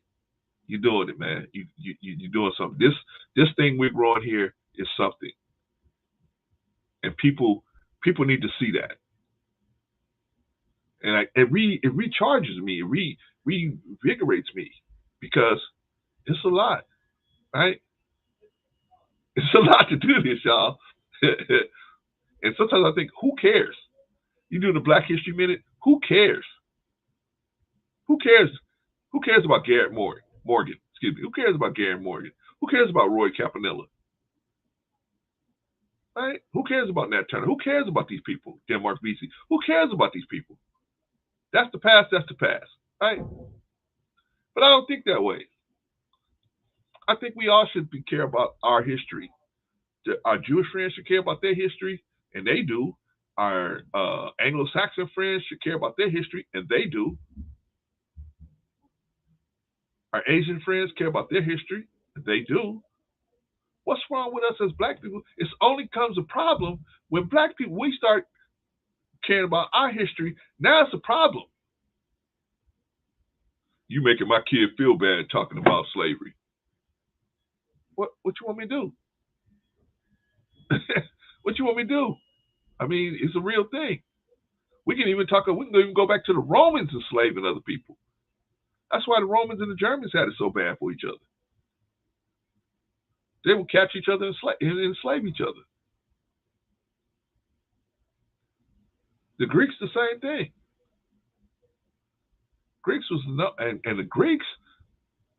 The Greeks were the prototype for the Romans as far as catching slaves and being freaky deaky with them. The Greeks were the prototype. But nobody don't want to see, but see, most in the European people, they don't want to bring that stuff up, man. Right? And I understand, you probably don't want to bring that stuff up, but we need to bring that stuff up because people will look at us and say, damn, there's some stupid people. Look at them, they're in the condition they're in, and they can't walk out of it. Well, why can't we walk out of it? What has happened to us that we can't walk out of it? what is being done to us, right? What is being done to us on a regular basis that has us plugged into the matrix, right? We basically biofuel for this economy here that's churning, where most people will be unsuccessful in trying to take charge of their lives. They're going to tell you you lived a good life if you work for 30 years, have a watch, have at least one divorce, and, a couple of cars. You did good. Maybe so. But we could all do better. We could all do better. We could all do better. How many people can be saved with just the word? How many people can be saved? How many people can pull from the fire with just the word? You ain't got to attack nobody. You ain't got to push nobody. You ain't got just the word.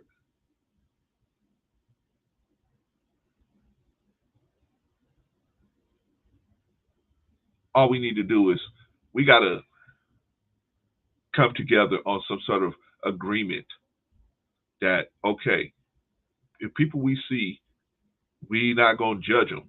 We are just, we could extend them. Like, for example, let me throw Bolo out there. His page, even if you don't listen to one word he say, if you put the whole thing on mute, right?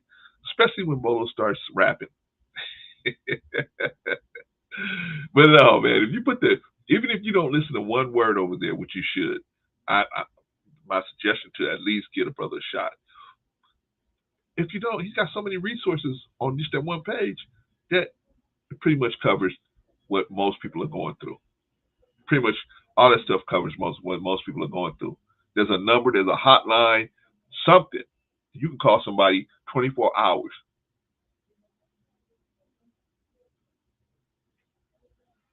So we got to be, we can't, y'all, we got to be thankful for what we do have.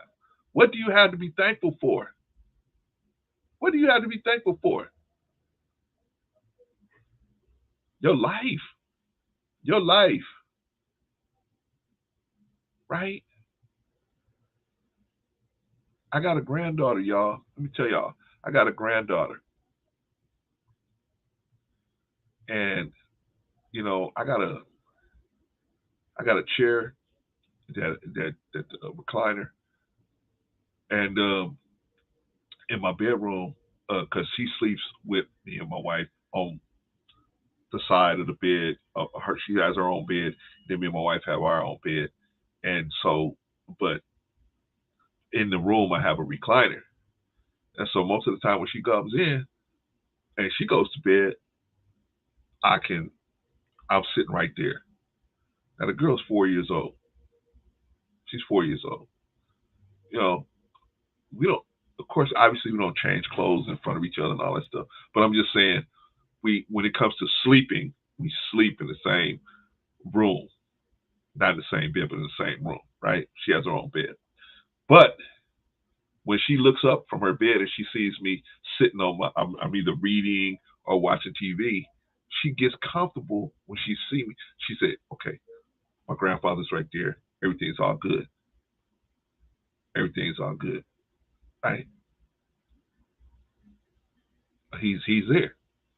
Just knowing that you're there is just, see, so I could say to myself, I ain't doing nothing. I ain't worth nothing. No, just her seeing me there, that's worth a lot to her. Gives her stability in her life, right? Same thing with you, Jill. You giving your grandchild stability in the life, right? Same thing with all of y'all. All of y'all. Sometimes we will forget. You more than just how much money is in your bank account. Listen to me. Listen to me. You more than just what is in your bank account.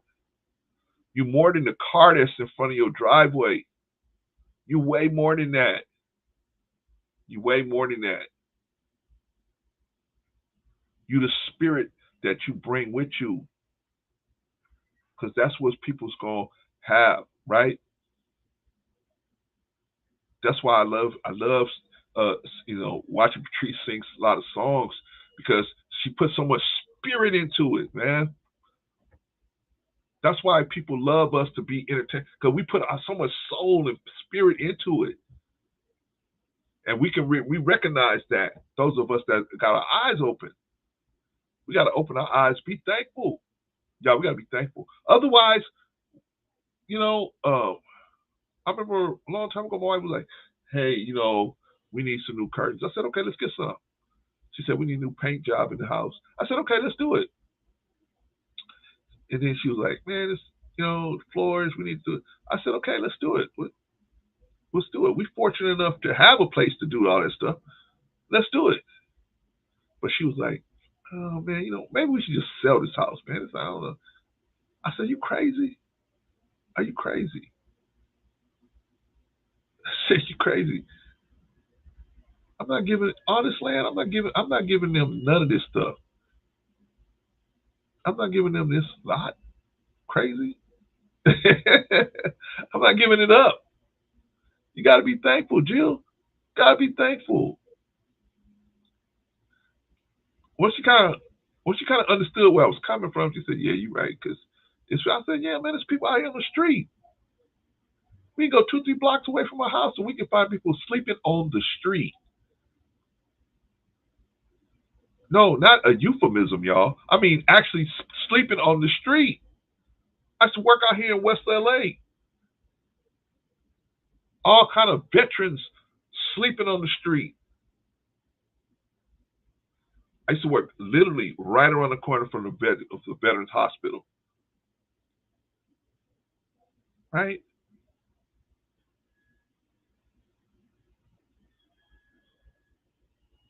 I used to work right around the corner from there. They had an underpass. They have an underpass out there under the 405 freeway. They had to remove the sidewalks. It was so bad over there. They had to remove the sidewalks to get to stop all these vets, these homeless vets, from sleeping under the underpass under there. They had to literally take the sidewalk up, because what they would do is they would just camp. They would just make encampments out there, right? Both sides of the street. They had to literally rip the sidewalk up to keep them from doing that, right? Anybody can get caught homeless. Anybody. And you talk about somebody with a GI Bill, man. They can go. They can do what they call when my mom was in real estate. They used to call it VA no-no. No down payment. Nothing. They could just sign their name and buy a plot. All they got to do is show that they got a job. Right? Here this person is they got a GI Bill, they can do that. And they're sleeping under some cardboard somewhere.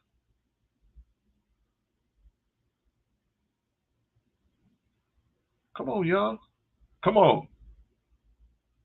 Or how about this? Jill, you got a grandchild, lovely grandchild. New Growth, you got those children out there. You guys got children out there, right? How'd you like to wake up and you in a cancer treatment for your children? Holy smokes. What? How'd you like to wake up and you in children's hospital out here in LA where they treat children with cancer?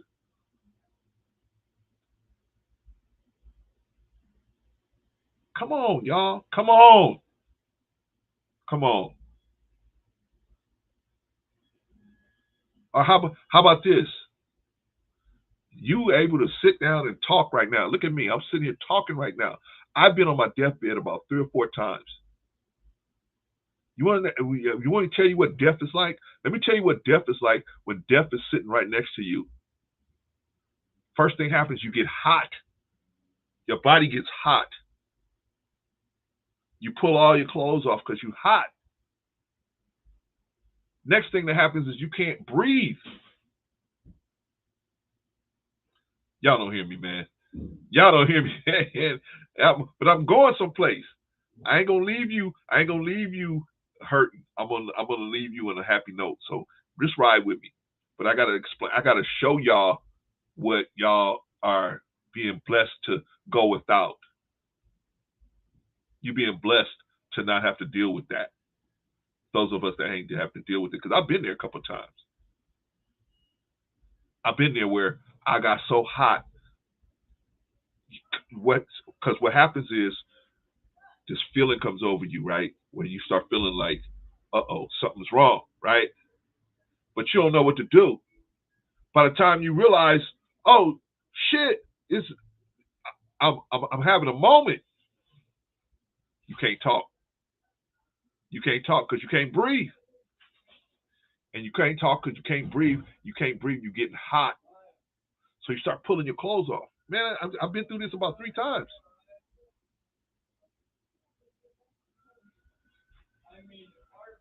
And my wife had to come in and hear me. That's because sometimes you're with somebody so much, so long, you guys are in tune with each other. She just happened to say, something ain't right. Let me go in there, check him out. And she caught me. And I said, call 911. Call 911.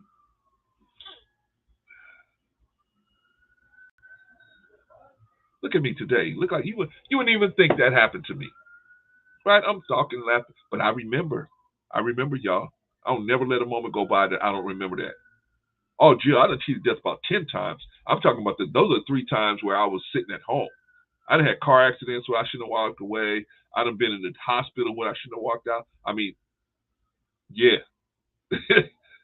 See, that's why I'm a little strange, Jill. I'm a little strange. Like most people be like, oh, look at that person. They just a weirdo. Get rid of them. Like people like Simon. People, the average person is like, get rid of that dude, man. He's no good.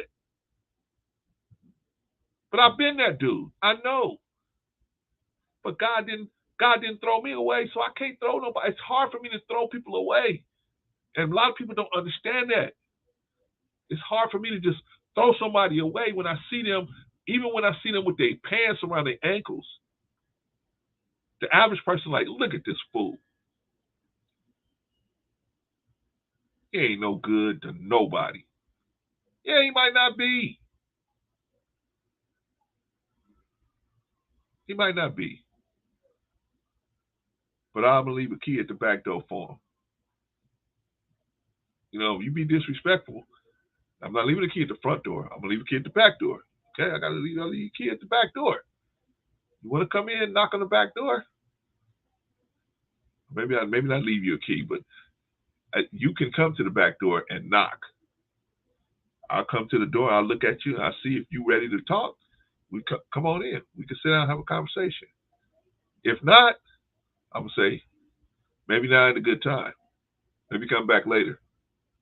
Right? Do we need God's mercy, y'all? Do we need God's mercy? Man, let me tell you something. Let me tell you how this God was merciful to me. All them times I thought I was gonna die, and I knew I was dying. Because when you're dying, you know you're dying. Right? You can feel this, you can feel it. Just telling y'all the truth, y'all. I love you too much to tell you some craziness to just hype you up, man. I'm just telling you the truth. When you dying, you feel it. You feel like you know you're losing breath, you're losing consciousness, and you can feel your heart beating harder and harder and harder and harder and harder. Right? But let me tell you what God did for me. On multiple occasions, this God came into my life, man, and helped me. On multiple occasions. Who am I?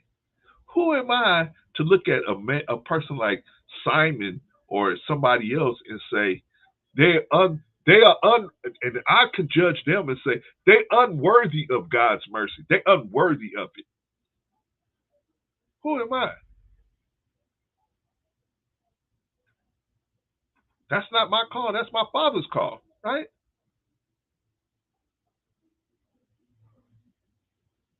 Only thing I can do is tell you what he did for me. What he did for me. Now, is he going to do the same thing for you? I don't know. But you haven't even asked, right? I had a friend, man, when I first started working where I'm working at now. I had a friend, man. Me and him kind of got in at the same time, right? I think he came in about 2 or 3 years later, right? We was youngsters, man. And so and so he was always telling me about all these little get rich quick schemes all the time that he had. I'm gonna get rich doing this, I'm gonna get rich doing that, right? And so I used to say, okay. And the next day I come in, he had another scheme he was doing. Well, I'd say about 2 weeks later, he had another little scheme he was doing. Now I'm doing this now, man. I'm gonna be rich. I said, okay, man. Hopefully you will. I hope it go good for you, right? So one day, man, he hit me up. He's like, yeah, man. He said, man, I'm gonna be rich doing this. He said, but then I said, nah. He said, nah, I'm not gonna do that. I said, why not? What's the matter? He said, man, because if I do that, then I'm gonna have to deal with the taxes and then that. I said, bro, you ain't even broke ground yet. You haven't even made $1. You got tax problems already. You ain't even made $1 yet, man. I said, bro, just get out there and do it. If you're going to do it, get out there and do it. We already created the issues in his head already, right? That's what a lot of us do. We create all these issues in our head already. And we judge the whole situation before we even did any work. Have you even asked? I'm telling you, man, how I did. I was like, God, please help me. I got a lot of stuff I want to do, and I know I can do it. Please help me. I know they tell you, this is how you pray. You put your hands together. Man, F that. I was like, God, please help me. Please help me. I need your help. Please help me. If it is your will, if it's your will that I, continue on, please show me what I need to do. Help me. Guide me to where I need to do. See, because all that, yeah,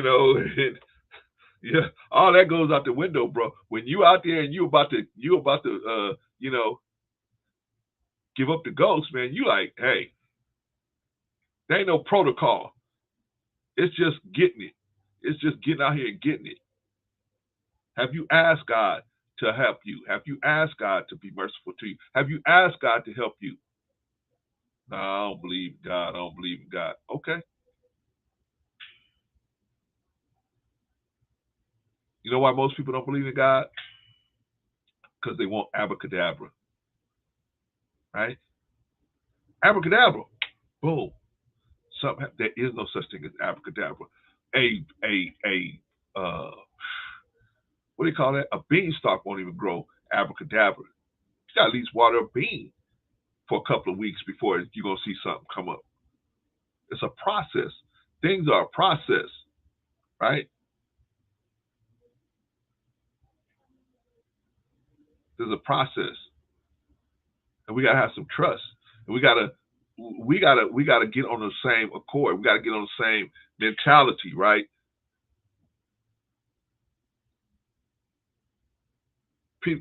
Jesus walked out in the middle of the water, right? Peter said, I don't believe it. Jesus said, come on, come out here. He said, Lord, bid me come hither, right? Hey, tell me to come out. Help me come out there with you, right? So all you got to do is come. All you got to do is believe and come. All you got to do is believe. All we got to do is believe in ourselves, y'all. All we got to do is believe in ourselves and walk in his way. Walk in his footsteps. That's all we got to do. But some of us, we got those footsteps right there and we don't believe. Peter was doing good. Peter was doing good. Until what happened? Doubt came in. doubt came in, right? Doubt came in. And once doubt comes in, what happens? What happens when doubt comes in?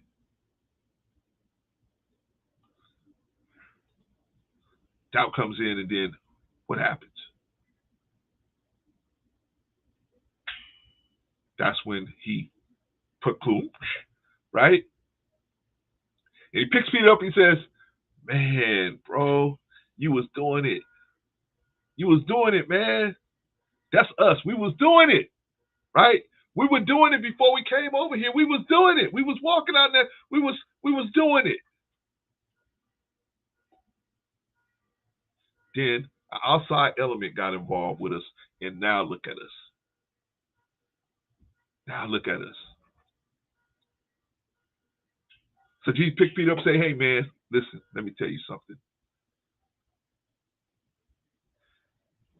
If you have faith, see, you have faith. But see, he showed Peter, hey, basically it was an exercise for Peter. Peter had to learn, hey, there's a lot more to this a lot more to this than just walking around with Jesus mad mugging people, right? A lot more to this, right?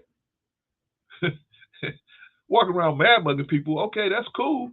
But you say you really down with this? Come on out here. Okay, come on out here. But you slip. He said you had the faith of a mustard seed. The faith of a mustard seed. Man, you could move a mountain. And it would be so, right? So basically telling him, hey, teaching Peter, hey, Peter, you need more faith, brother. You need to work on that faith, right? How do you work on your faith? How do we work on our faith, y'all? This is very important. Brother New Growth told us this about a week ago. He said, you are what you consume. You are what you consume. If you're consuming a bunch of different toxic stuff, man, or a bunch of different stuff that's opposite of, not necessarily opposite of God, but opposite of that's toxic towards God's word,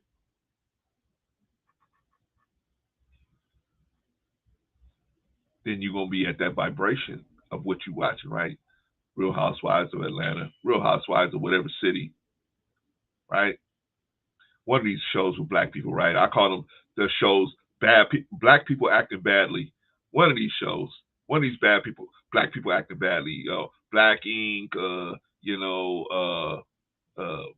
New Adventures of the Negroes of LA, the New Adventures of the Negroes of Atlanta, New Adventures of the Negroes in New York, whatever, right? New Adventures of the Negroes in Miami, right? New Adventures of the Negroes in St. Louis, whatever, right? Whatever, right? But if that's all we consuming, y'all, what's going to happen to us? What's going to happen to us? How are we going to get around? How are we going to get around the devil's wickedness, man? I'm going to wrap this up, y'all, because I ain't going to be here but a couple hours today. How are we going to get around the devil's wickedness? Huh? You think the devil's taking Thanksgiving off? You think the devil's taking Christmas off? Hey, this is the devil, y'all. I'm going to take off 2 weeks for Christmas. And then I'll be back at it, the day after New Year's. No, it don't work that way, right? There you go, Risa. As the world of Negroes turn, right? Any one of those shows, man. And it's not it's us putting us in a bad light. That's the problem that we having, because we are taking the buttered biscuits and the fried chicken at the back door of Hollywood to do this stuff, right? Then they praise you when you put on shows that have all of this different dark elements to it as far in relationship to where we come from. Shout out to my brother Big Rick Slaps, man. I ain't seen you in a while, man. Shout out to you, brother. Shout out to you. Vaughn said, all my Negroes, right? It's a shame, man. And then the bad part about it is we don't want to say nothing because we don't want to take money out of the black people that's actually getting money, right? We know it's hard out here. We don't really want to take money out of their pockets, but damn, man, I mean, what you doing is not cool. It's not helping us at all. Hold on, y'all. I got to turn the light on. Hold on, y'all. Hold on, y'all. Hold on, y'all.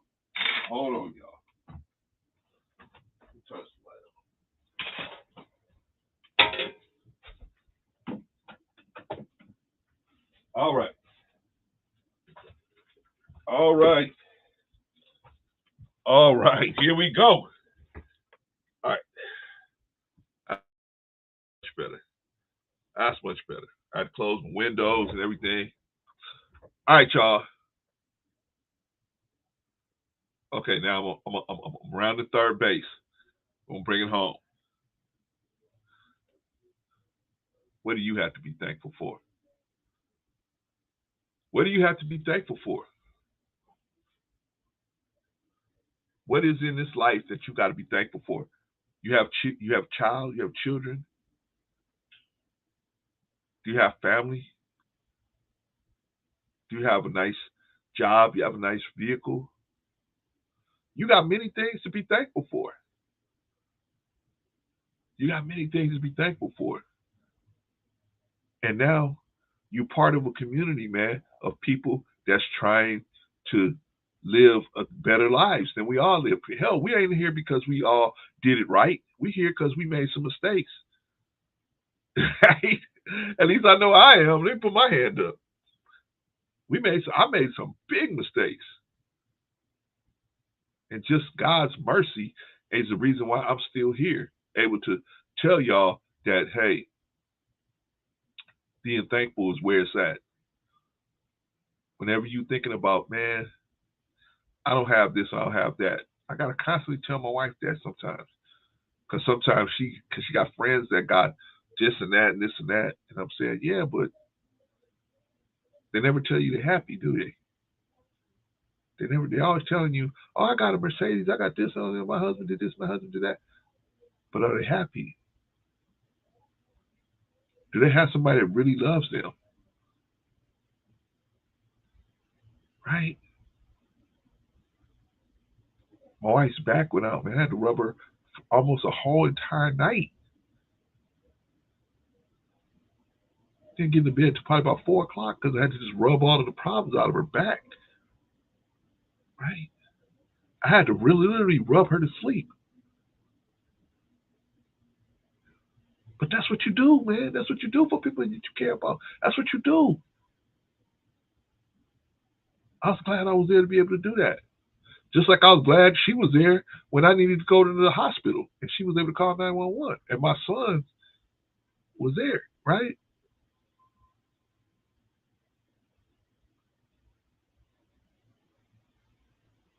When it's all said and done, y'all,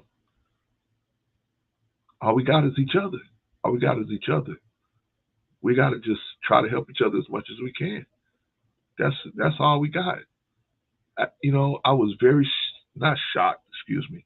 I wasn't shocked, but I was very delighted when I saw, I posted, because I wanted y'all to know, man, last week that I wasn't going to be able to post, I wasn't going to be able to go up. Because the thing, they told me like, hey, we need you to go to surgery like this week. I was like, I was trying to put it off, right? I was like, hey, well, can I after this? They was like, no. They was like, no. You need to do this right away. I'm glad I listened to them and just said, okay, go ahead and schedule me for this week. Right? It's like we got an emergency schedule. We slipped you in emergency style. I said, okay, cool. They got me in there, boom, boom. Took care of it, boom. Right? Y'all, I could have went out on that table. I could have went out.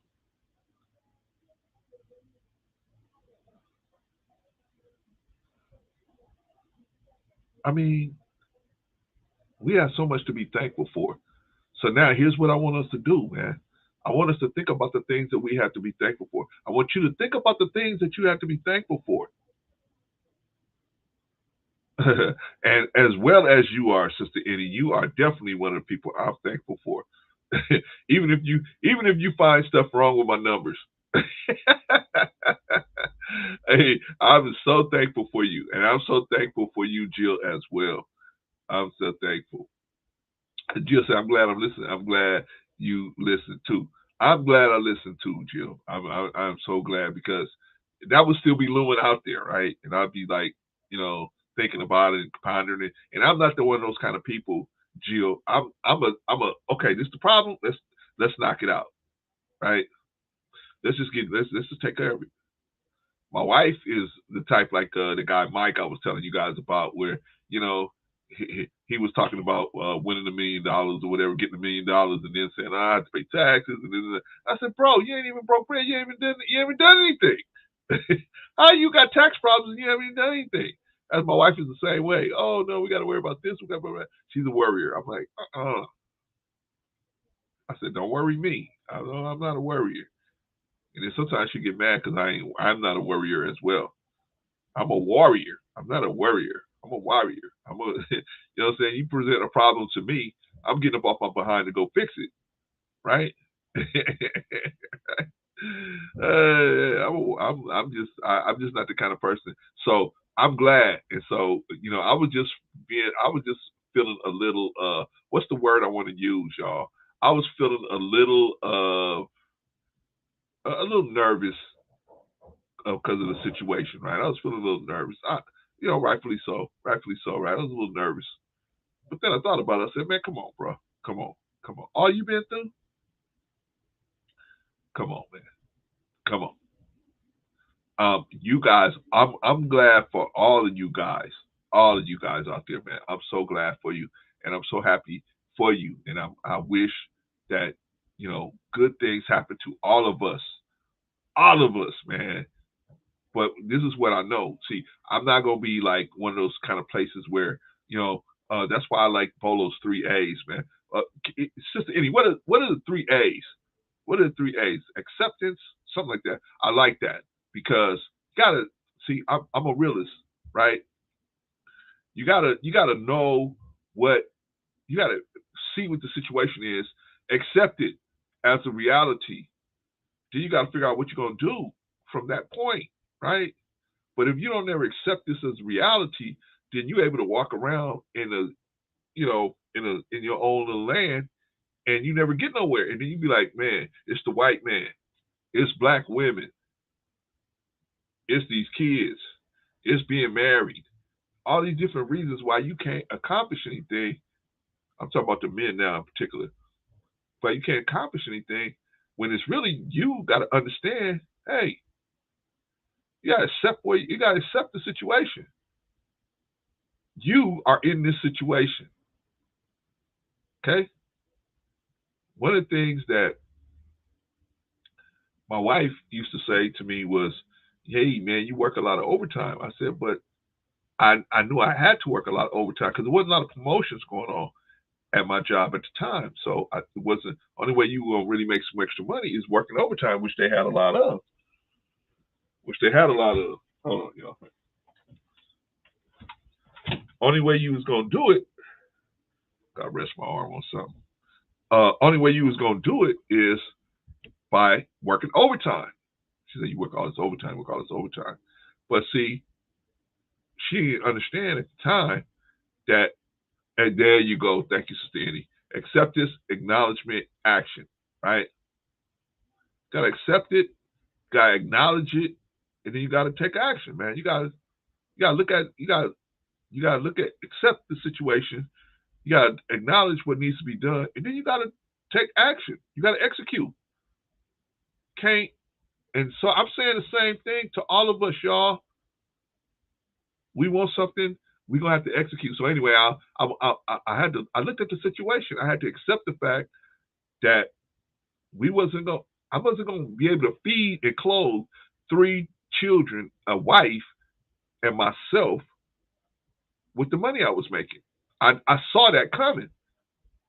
So what I did was I started working overtime. So I started getting myself on a regular thing of overtime so that we could stack money, because I knew it. I knew it wasn't going to work. It wasn't going to work. Now, because, I took care of a lot of stuff. So my wife really didn't understand at the time until I started sharing with her, hey, this is how much this costs. This is how much this costs. This is how much I'm actually getting paid, base pay. This is how much I'm actually getting paid. We're just not going to make it. The family's growing, but the money is the same. That means something's going to have to give. So, yeah, man. If you guys really want to get a better understanding of acceptance, acknowledgement, and action, go on over to Polo TV, man. He really explains that really well.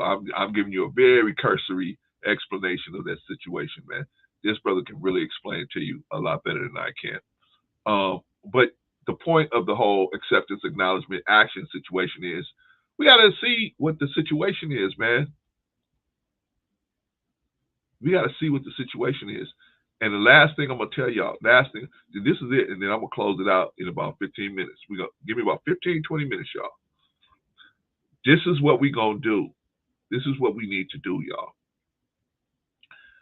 We got to learn how to see when God is telling us we did a great job. Because, see, most of us are looking for God to come and talk to us in English, have a 3-piece suit on, right?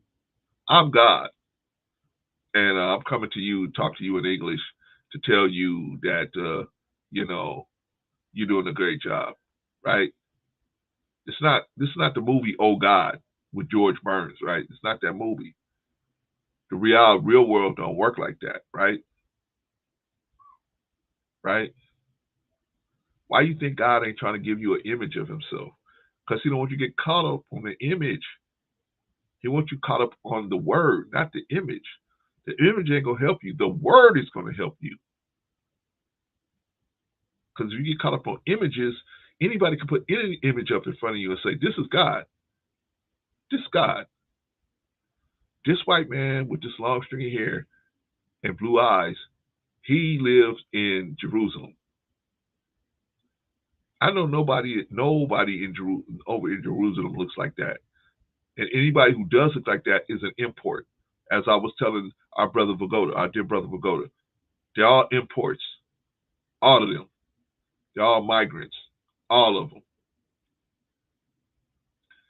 Right? They're, what do you call that? Settlers. They're not natives to no part of that area. But that's a whole nother story. But we got to be thankful, y'all.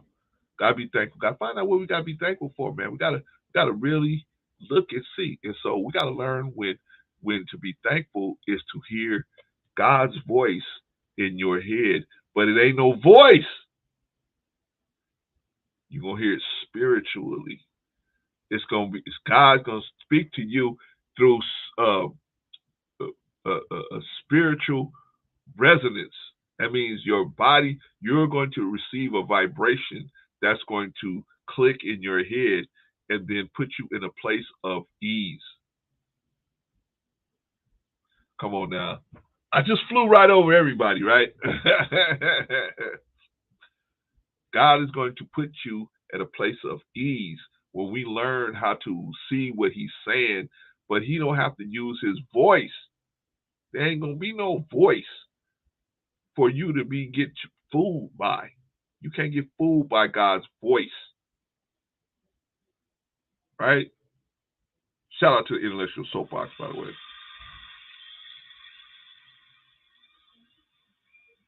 Guys, get on over and subscribe to the Intellectual Soapbox. If you haven't already subscribed, I don't know what you're doing with yourself.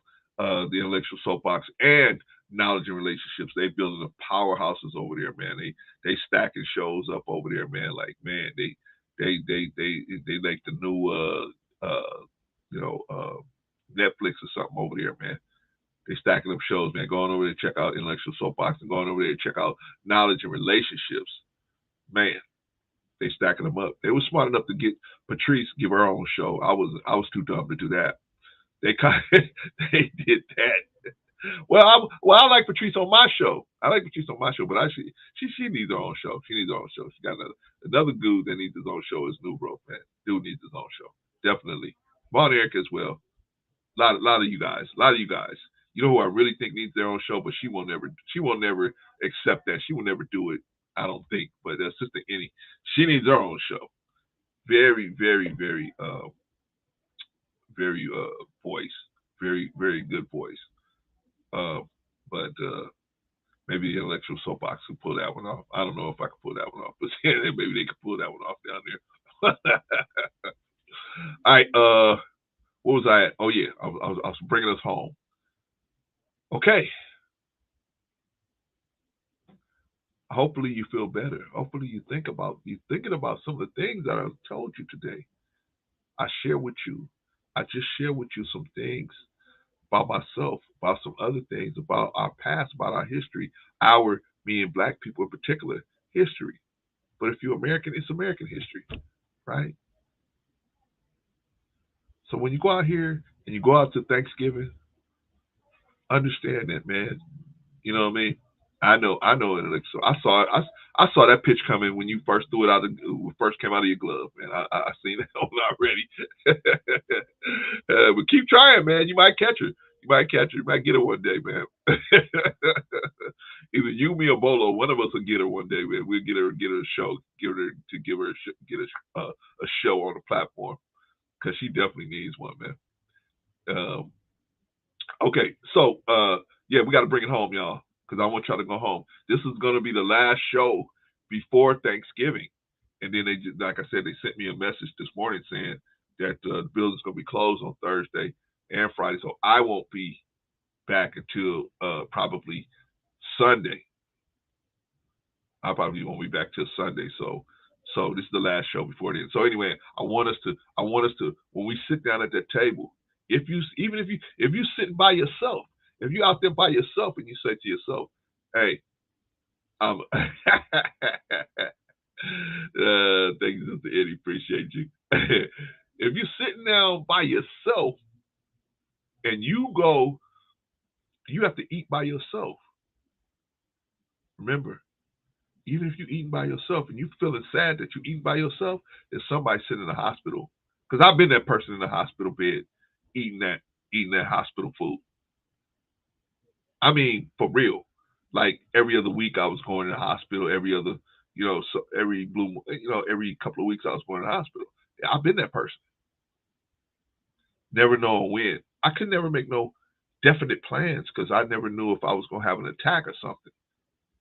I'm just telling you I'm just telling y'all, man. If you live long enough, God willing, man, I'm telling you, some health challenges are going to come. And if you ain't thankful for your health now, you got your health now. You can prepare yourself. Prepare yourself. Right? Prepare yourself. Get with some people that you know that you could try and line some things up. My mother used to take me, and I used to be like, "Mom, I don't want to hear this," but she would take me and say, "Here's where all my documents are. Here's where my stuff is.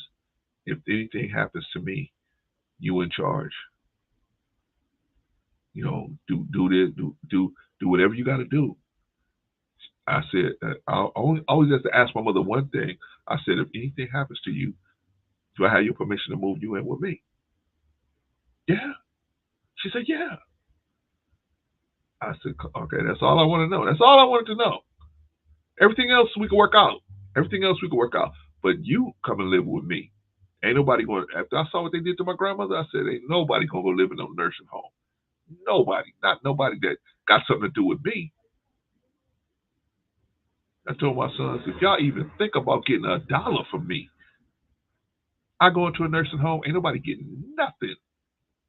Ain't nobody getting nothing. I said, you put me in a nursing home, man, you could forget everything. Yeah, we understand. Okay, good. Just want y'all to know. Them knuckleheads, man, they keep messing around with me, man. They might not get nothing anyway. I mean, oh, you and your mother had the same talk, Jill. You know the talk I'm talking about, right? When you like, come on, ma, I don't really want to.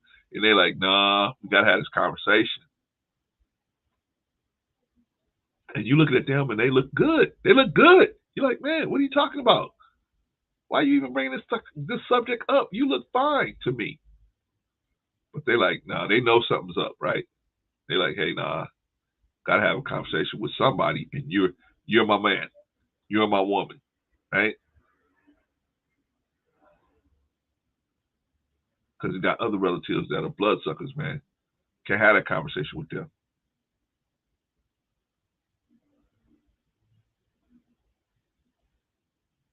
But yeah, take care of that business out there, y'all. Take care of your business out there, right? If don't nobody love you, I love you, man. I want to help everybody if I can. If I can help you, I would at least try to help you. So if you out there, you thinking, man, ain't nobody don't care about me. Rest of these niggas was arguing about, you know, who's a 304, who's the thought, and, you know, and come on, man. We got way bigger fish to fry than who's a thought, but we right there at that level of circling the drain, man. We right there. We just stay in there. We won't step to the next level of, okay, that was entertainment. Now we need to get to reality. We need to get to reality. Yeah, right. Same thing, Jill. Same thing with me. My mother would make me taper, man. She made me play. She made me have taper, telling, this is, Brother Clarence mom's, and and she, and I'm good, and today's date, and the president, and so, and I'm just letting you know. She made me taper a couple times, right? And then she used to always want to take me. She always wanted me to go places with her. And she'd be like, Mom, where do you want me to go? Because my mother was the type of person that she was always on the go, Jill. She was always like, I'm gone, right? You know what I'm saying? You ain't ready to go. I'm leaving you behind here, right? My mother said, hey, I'm going this way. So we would want to go with my mom because my mom was, one thing about my mom, she'd always feed us, right? So if she took us someplace like to Del Amo Mall, called Del Amo Fashion Center, right? But she would take us to the Del Amo Mall, right? And so she would take us up there, or she would take us to South Bay Galleria, or whatever, right? And so if she took us up there, man, we knew we was gonna get something to eat from like Carl's Jr. or one of the burger joints or something up there, right? Johnny Rockets or whatever, right? So we would go, and then we get to go around looking at the toy. We might even get a toy. So me and my brother would be like, yeah, we. So she said, okay, you got 2 minutes to get ready, right? Bam, man, we would throw some on and throw our shoes on, and we'd be running out the door, right?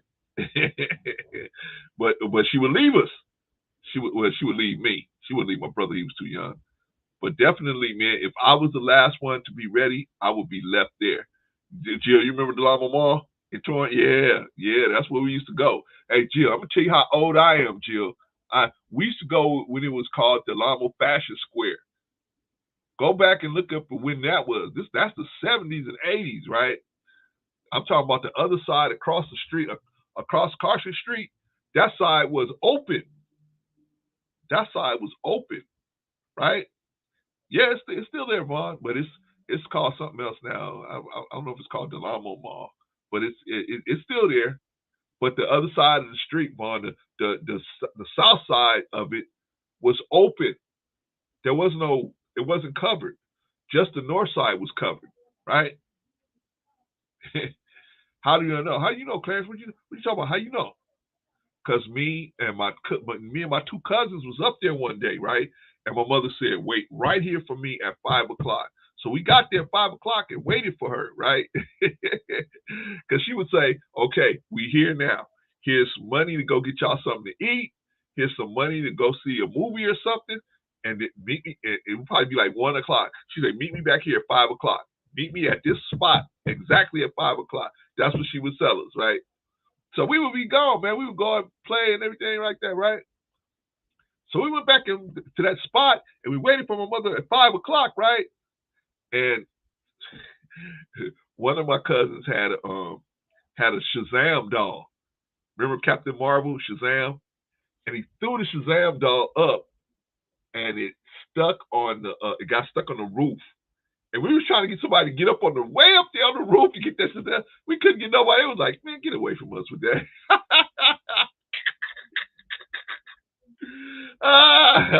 They was like, get away from us. But my mom told us to meet her there, and so she was late. And so when my mom got there about 20 minutes late, we was like, hey, what happened? You know, I'm telling you, my mom was old school. We was like, hey, what happened? You late? My mom was like, I ain't late. I ain't late. You just make sure you ain't late.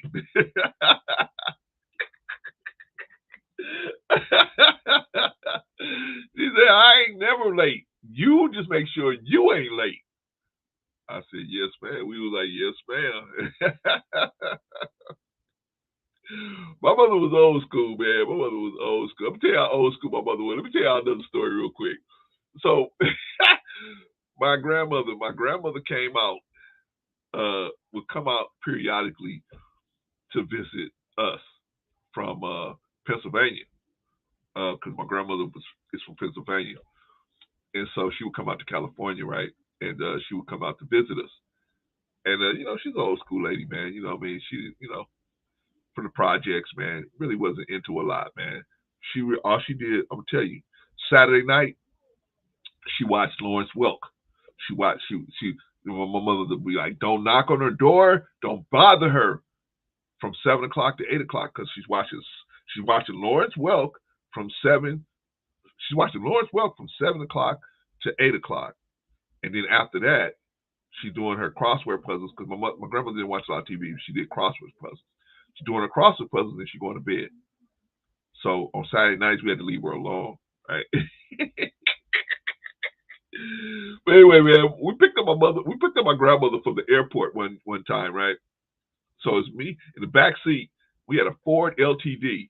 Go look that one up, y'all. A Ford LTD. So anyway, we picked up my grandmother, right? And so it's me, my grandmother sitting in the middle, and my brother was sitting on the side of her. Right? So me and my brother on the sides of. Yeah, Jill, you up there too? You up there like me, huh? So, my mother would say, if y'all mess with her during Lawrence Welk, we knew we didn't ever mess with her when Lawrence Welk was on. So anyway, it was me, my brother, and my grandmother in the back seat, my father and my mother. And of course, my father and my grandmother did not get along at all, right? But one thing they had in common is they both smoked, right? So my father, he would always smoke, and he would put his cigarette outside the car, because my mother would say, hey, don't smoke in the car, because my mother used to smoke too. And my mother's one of the only people I ever saw that smoked for 20-something years and just looked at it one day and said, I forget that, I don't need to smoke anymore. And just stopped it, right? Didn't no patches, no smokers, and none of that. Just, hey, I ain't going to do this no more. This is costing a lot of money, right? So she put it down and never picked it up again, right? Okay. But my father, him and my grandmother, man, they just could not stop it, right? Even though doctors had told both of them they had to stop it. But anyway, my grandmother was in the car and fired up a cigarette, right? We talking about the 70s, though. No, we talking about the 80s. Probably about the mid-80s, right? So people were still running around smoking. See, I'm not familiar with back east, but let me tell you about California. California, man, you cannot smoke inside. You can't smoke. Smoking is really, people don't really smoke anymore inside. They just don't do it anymore. Not unless it's their own residence. And even then, most people just don't do it in California. I mean, a lot of people do still smoke, but they'll go outside to smoke. They don't usually come inside. They don't usually smoke inside anymore. So my grandmother fired up a cigarette in the back seat. So me and my brother started coughing. Man, my mother reached back there and popped me and my brother. Said, "Would you stop that coughing?" And my brother's like, what are we supposed to do, right? I got popped, right? I was like, What you want us to do? She back here smoking. We wasn't used to sitting with somebody smoking right in the car, right? Well, man, my mother, man, I love that lady, man. I love that lady. Oh, man, that was my best friend, man. She was my best friend. We grew to be best friends, man. We would just, man, man, shout out to you, moms, man. That was my girl right there. But my point is, man, she was old school like that, right? But thank God I got those memories, right? Thank God I got those memories. What kind of memories are you making out there? Are you making good memories? Huh? Are you making good memories? Are you living the best life that you could live? Are you doing the best that you can? Are you thankful? Are you using the opportunity that God gave you? You got both legs, both feet, huh? Both ears, both kidneys, both lungs. You remember the sister that sang on all of them Death Row records? Sister passed away. She needed two, not one lung. She needed two lungs. Come on, y'all, talk to me. Thank you, Jill. Good, good. Me too. I'm trying to do the same thing. You never know. I used to tell my mom stuff. She used to be like, I don't remember that. Oh, yeah. I told my mom, I remember you and me laying in the bed and me falling asleep to Carol Burnett. The Carol Burnett show. We used to watch the Carol Burnett show. Well, that used to come on Channel 2. Right? And she would come in there and kind of lay down on the bed next to me, right? I wake up in the morning, she's gone. She's in the bed with her husband, of course, my father, of course. But, you know, I didn't like being in there by myself. You know, but eventually I grew to love it, right? In my own room, right? But my point is, y'all, we got to be thankful. We got to remember, God is the greatest, man. God is the greatest.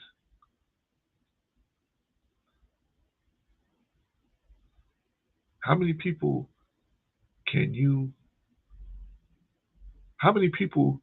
think of that you could go, yeah, Pip Wilson? I'm going to tell you how it went. Jill, I still remember.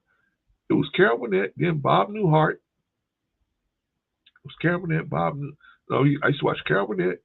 Then I go to NBC and watch Bob Newhart. And I think something else after that. And then if I was really lucky and nobody messed with me, I watched a little bit of Saturday Night Live. Right? You remember Red Skelton? Well, Red Skelton, a little bit before my time, boy. Little bit, just a hair. Just a hair. But I remember Red Skelton. But I never watched it live. Like, you know, I never watched it like, you know, on network television. It was always reruns. I used to watch Carol Burnett live when Carol Burnett used to come on. And then I used to watch Carol Burnett. Then I watched Bob Newhart. And then I watched I'm trying to think of what I used to watch on Saturday nights. Can't remember, man. Can't remember. But I mean, if I go back, excuse me, you guys go back to 1976. Go back to CBS lineup of like August 1976 or 75. I don't know. Maybe Jackson 5 TV show. I don't know. One of them shows. Because everybody had a show back then, right? Dinah Shore. Who else had a show? Dinah Shore. You know, all these people had shows, man, back then. Everybody had a variety show at that time, right? All these people had these variety shows where people come. Jim Neighbors had a show, right? I mean, everybody had a show. Anyway, I'm getting off the subject, man, because I want to see y'all happy, man. Think of all these shows that you used to watch, man, when we used to get happy, man. We used to watch them. And we didn't think about nothing but just how entertaining it was, right? You had your family. Think back to when you had not a care in the world. Not a care in the world. You didn't have a care in the world. right? Didn't have no responsibilities, didn't have nothing that you had to make sure get taken care of, right? But now we got responsibilities, y'all. We got responsibilities, so we got to make sure that we take care of our responsibilities. But at the same time, life is to be enjoyed. Life is to be enjoyed. But some people think that life comes without a care. No, I mean without pain. No. You got the duality of if you're going to have the pleasure, you're going to have the pain. If you have pleasure, Merv Griffin, that's the one I was thinking of, Bond. You're right. Mike Douglas, yeah, same thing. Merv Griffin and Mike Douglas, and Dinah Shore and all that. But Merv Griffin was the one I was thinking of, right? Merv Griffin. So we used to watch Merv Griffin. Right? All these shows, man, and you know, there wasn't no social media at the time, right? That was the social media. Merv Griffin, Dinah Shore, Mike Douglas, all these places. They were the Facebook of the day, right? That's how you saw your athletes and saw these other entertainers in different lights, right? On these variety shows, right? Or these talk shows, whatever, right? Man, I mean, we gotta you know what I'm saying? We gotta just think about it, y'all. We can see. Oh, okay, I see. You know what I mean? Oh, I know what I used to. No, yeah, I used to watch Rockwell Files, right? No, Rockwell Files used to come on Friday night. Yeah, Rockwell Files come on Friday night. I used to watch one of them shows. And then on was it Sunday? Watch Columbo? I don't know, man. I don't know. But I used to watch all them shows. Then Quincy, M.E. I used to watch all these different shows, man. All right, okay, guys. I don't want to hold you guys too long.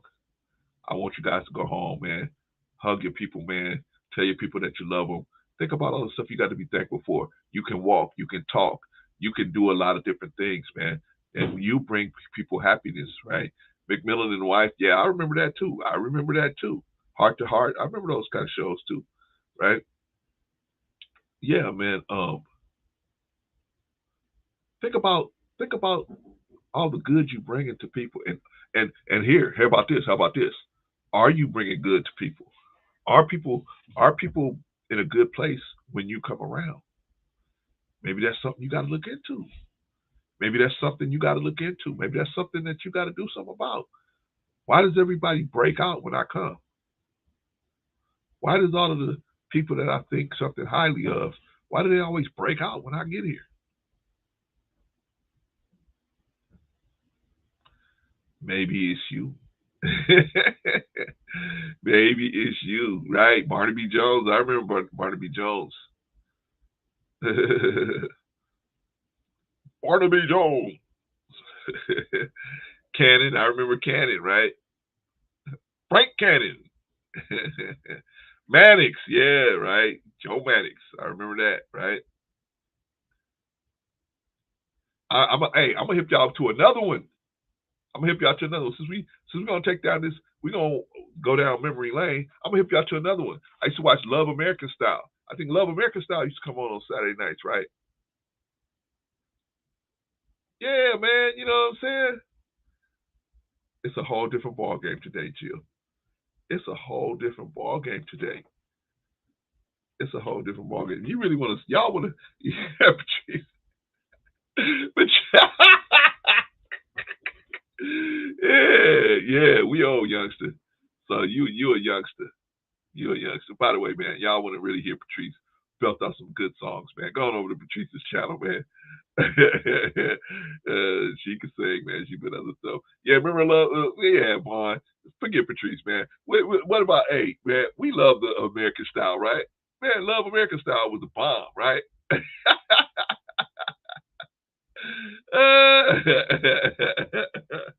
Love American Style was a bomb. You know, we got to do another rock out session, another block party. But we're gonna do some TV shows, man.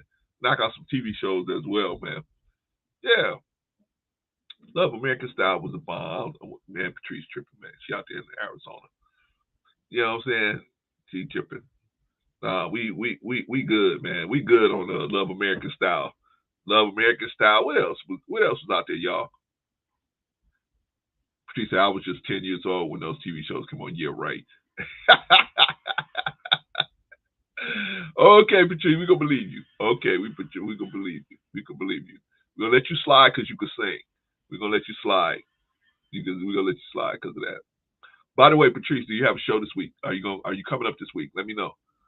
Because if you are, I'll put it out there right now because I'm not gonna be back on before Sunday.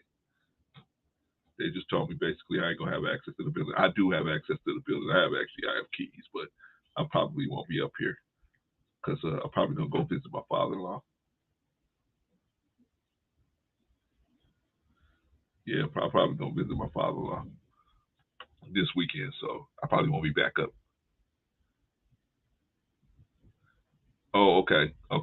So you got no show this weekend? Okay, cool.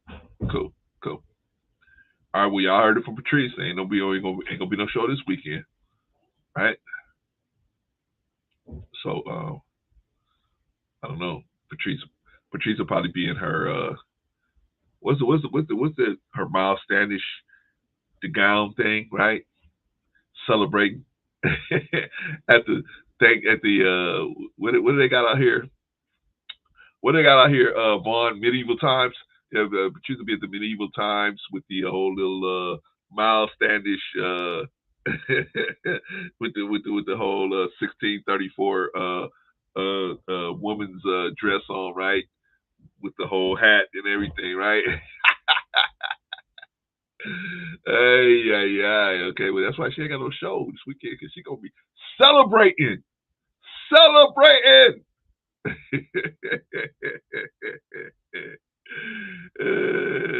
Yeah, man, we all need to enjoy our family, man. Absolutely. I will be here on Sunday. Absolutely, I will be here because I'm gonna take the rest of the week off, and enjoy my family. You're right, Patrice. All of us enjoy your family, and if you don't have family, don't worry. We will be thinking of you. Everybody is here.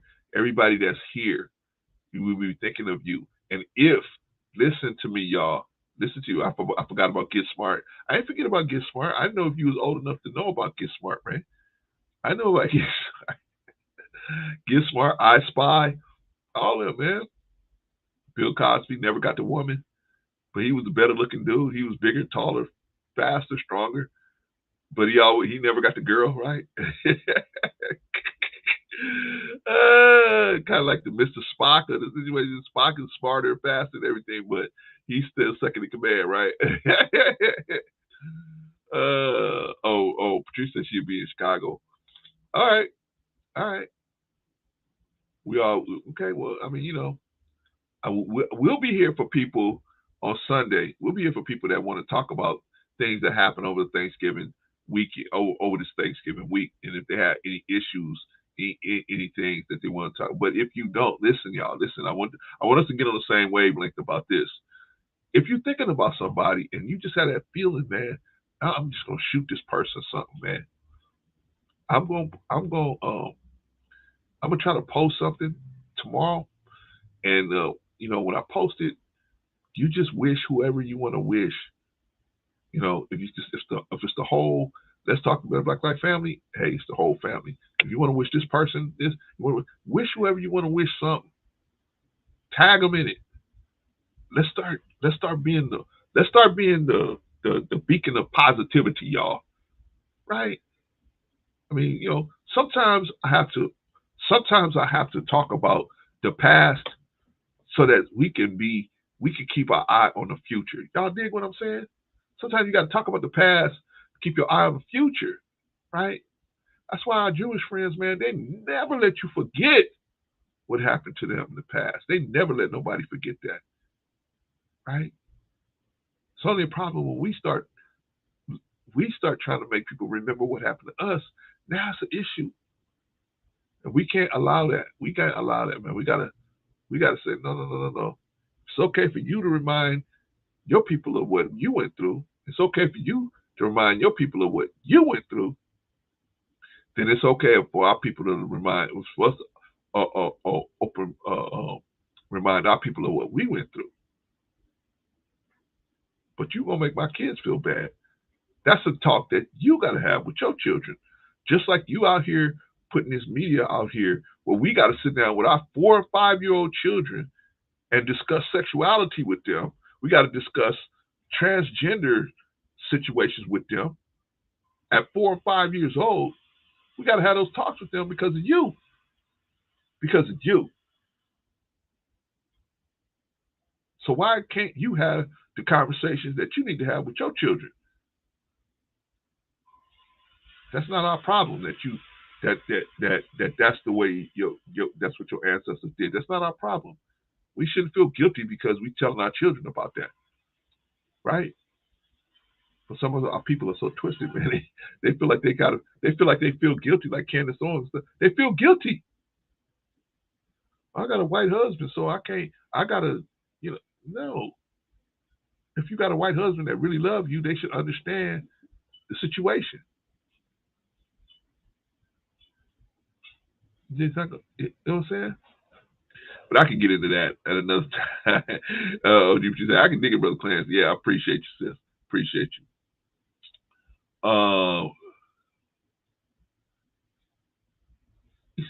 Jupiter said, and we got to talk to our young black boys and men, even girls, about getting stopped by the police.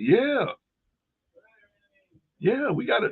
I mean, this is stuff we gotta do, man. So, like I said, y'all know what I'm trying to do. I already put together a course of classes on how to talk to young men in particular, man, and we're gonna build that up. We're gonna build that up. You know what I mean? But I'm just saying, we got to.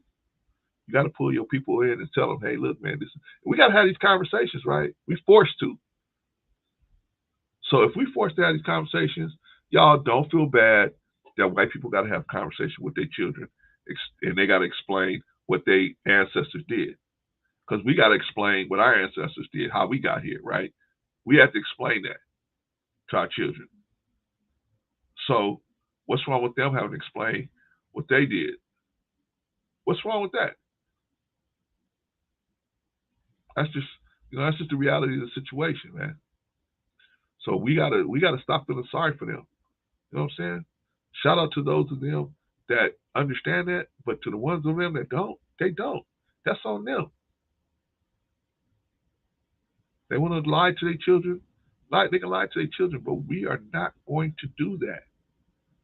We're not lying to our children no more. We're not going to act like, oh, it's okay. This is, we got to discuss it. We got to address it. Thank you for listening, family. I want y'all to be happy. I just want to share with y'all some information on how to what's the word I'm looking for? How to be thankful. How? People say all the time, be thankful. What does that mean? What does that mean? What does it mean to be thankful? What does that actually mean? How do you actually apply that? If you come to me and say, Clarence, be thankful for what you got, what does that mean?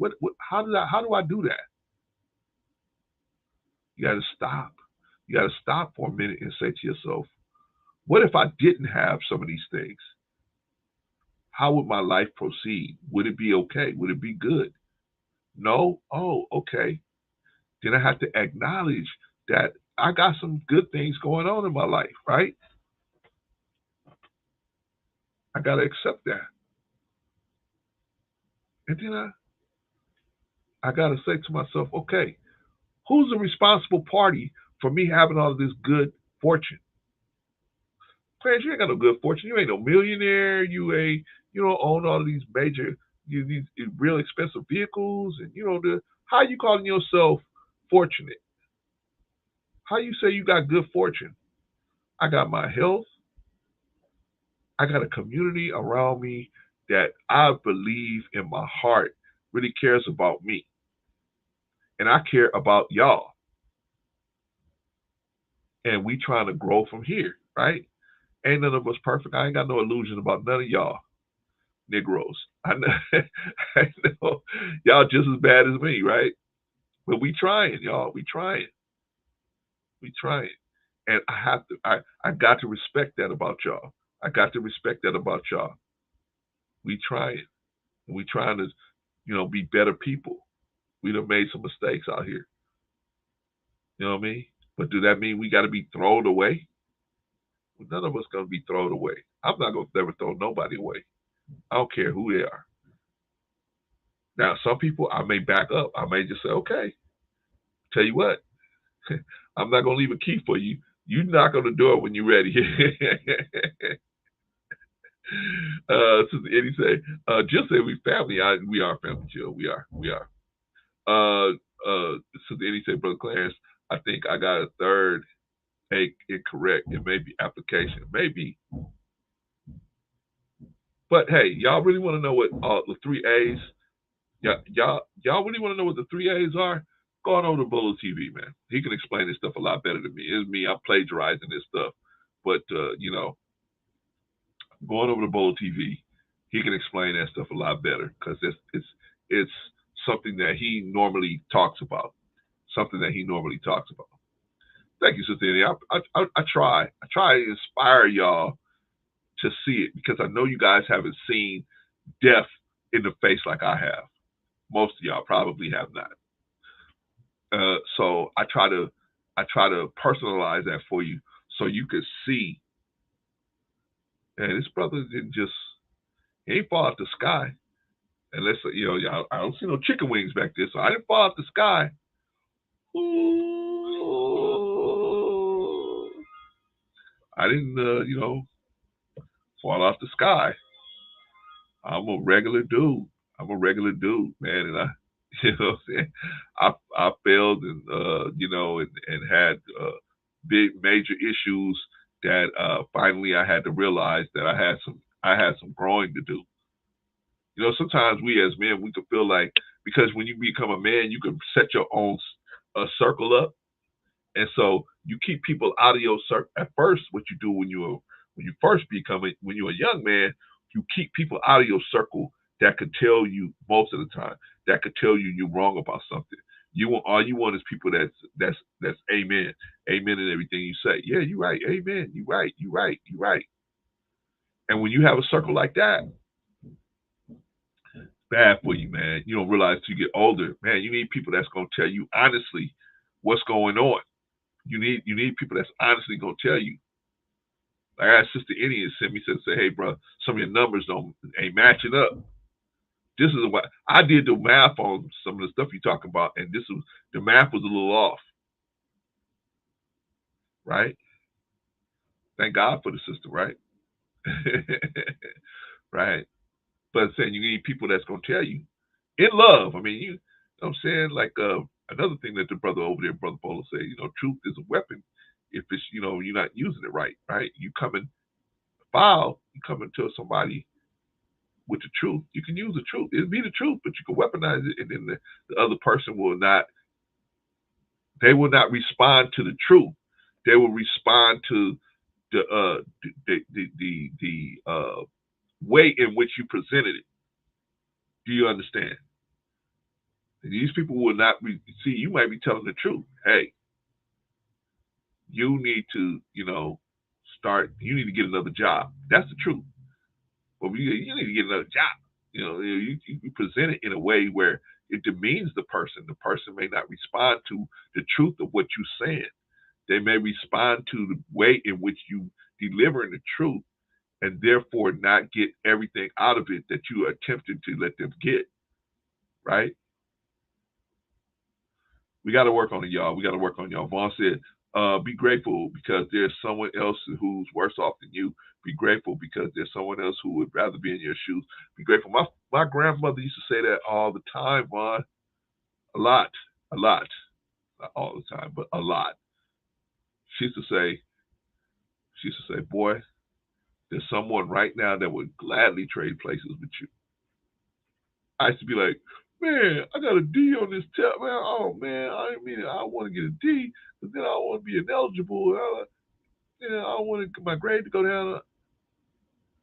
My grandmother used to say, Boy, there's somebody right now that would take that D and skip all the way home. And I used to be like, oh, grandma, I just thought she was just, you know what I'm saying? But I love my grandmother, man. My grandmother, man, oh man.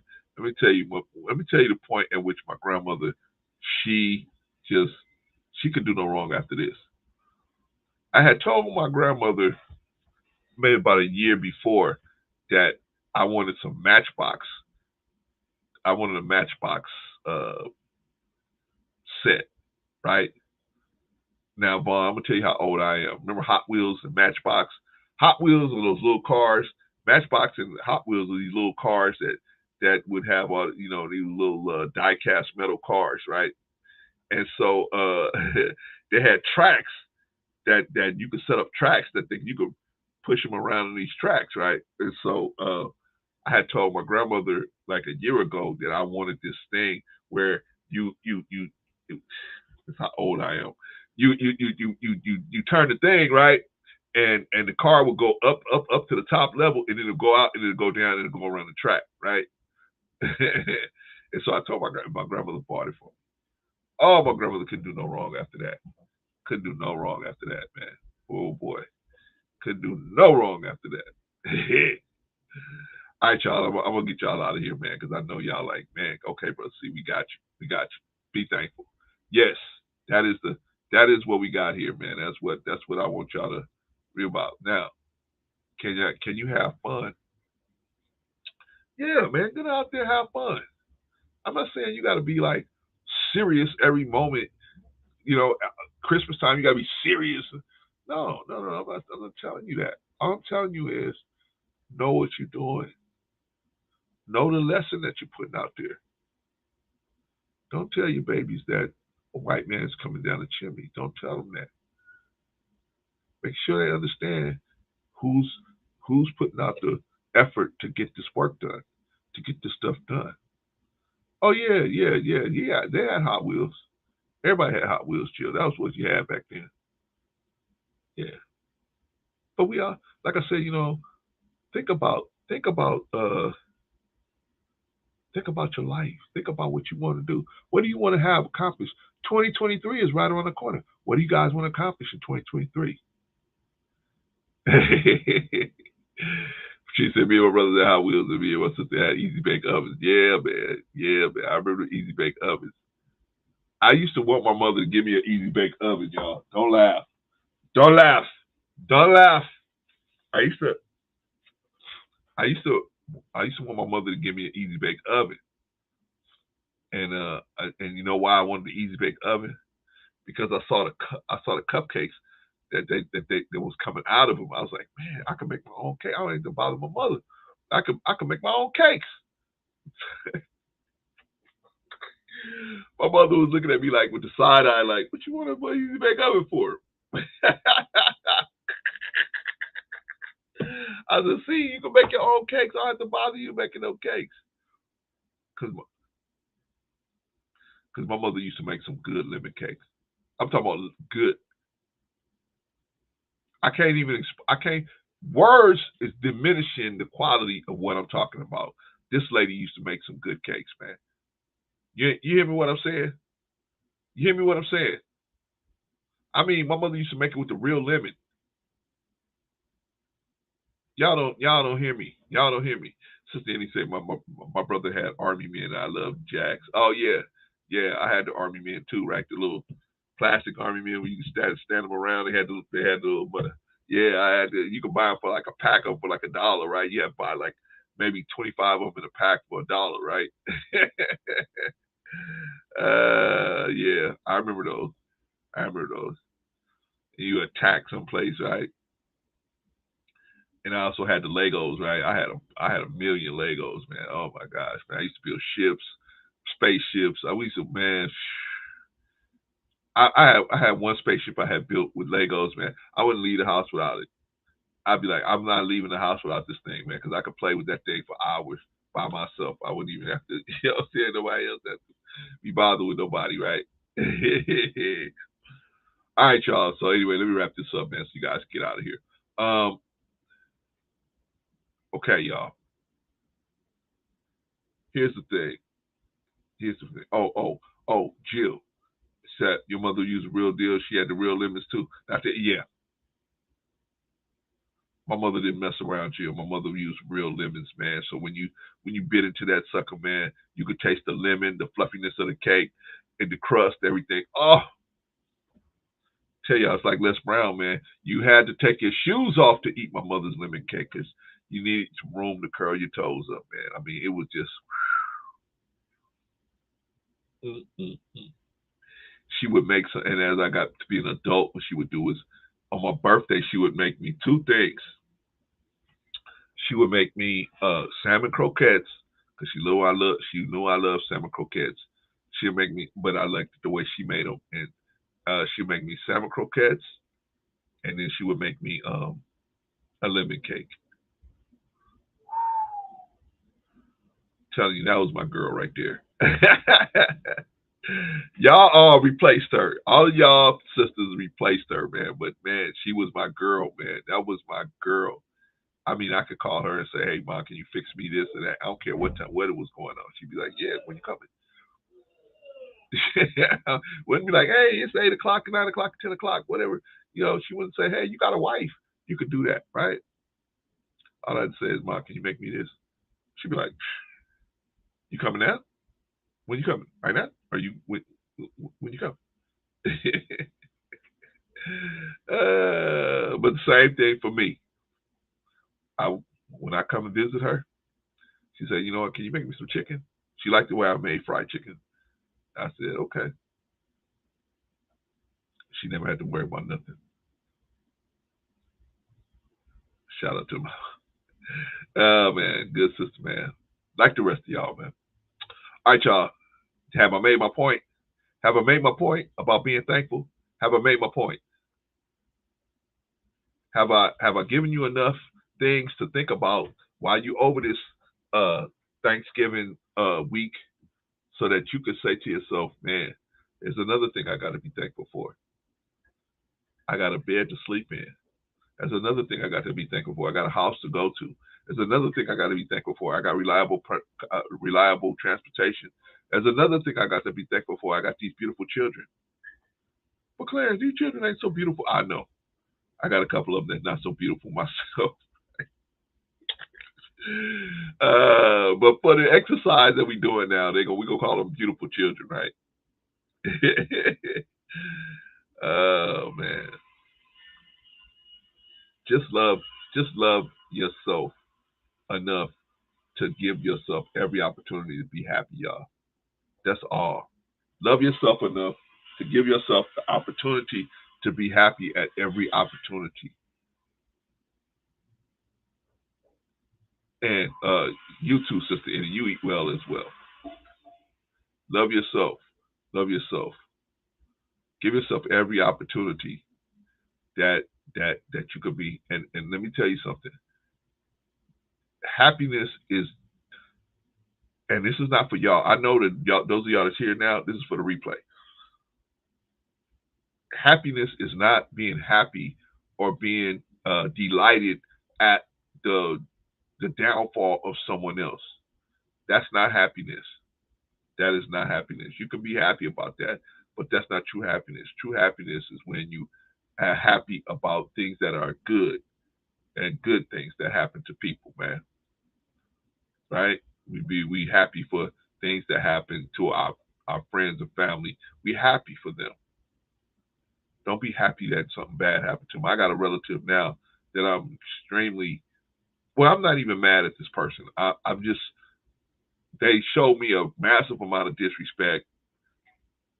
And so I said, you know what? Okay.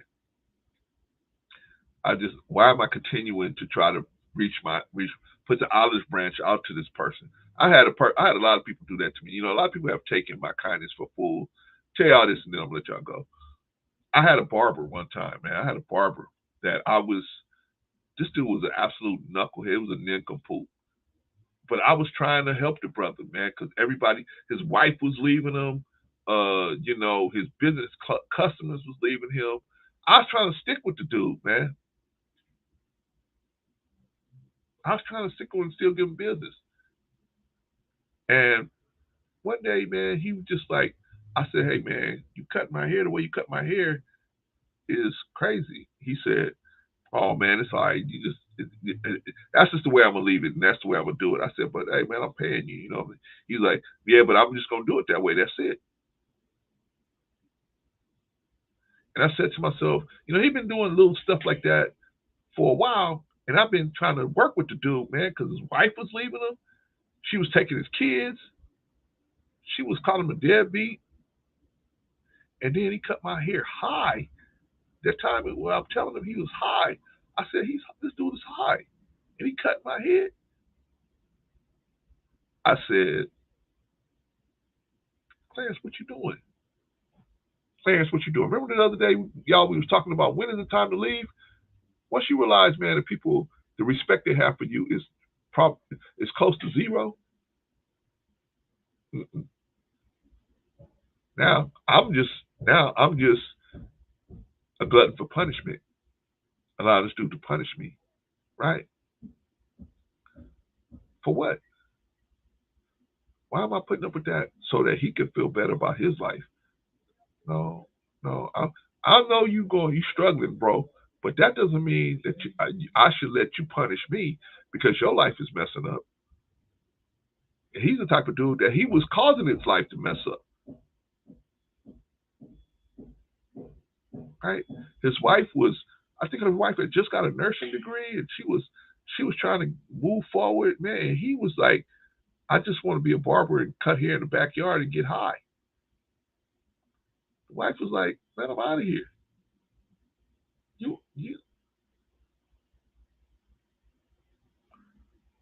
You never, I mean, you know what I'm saying?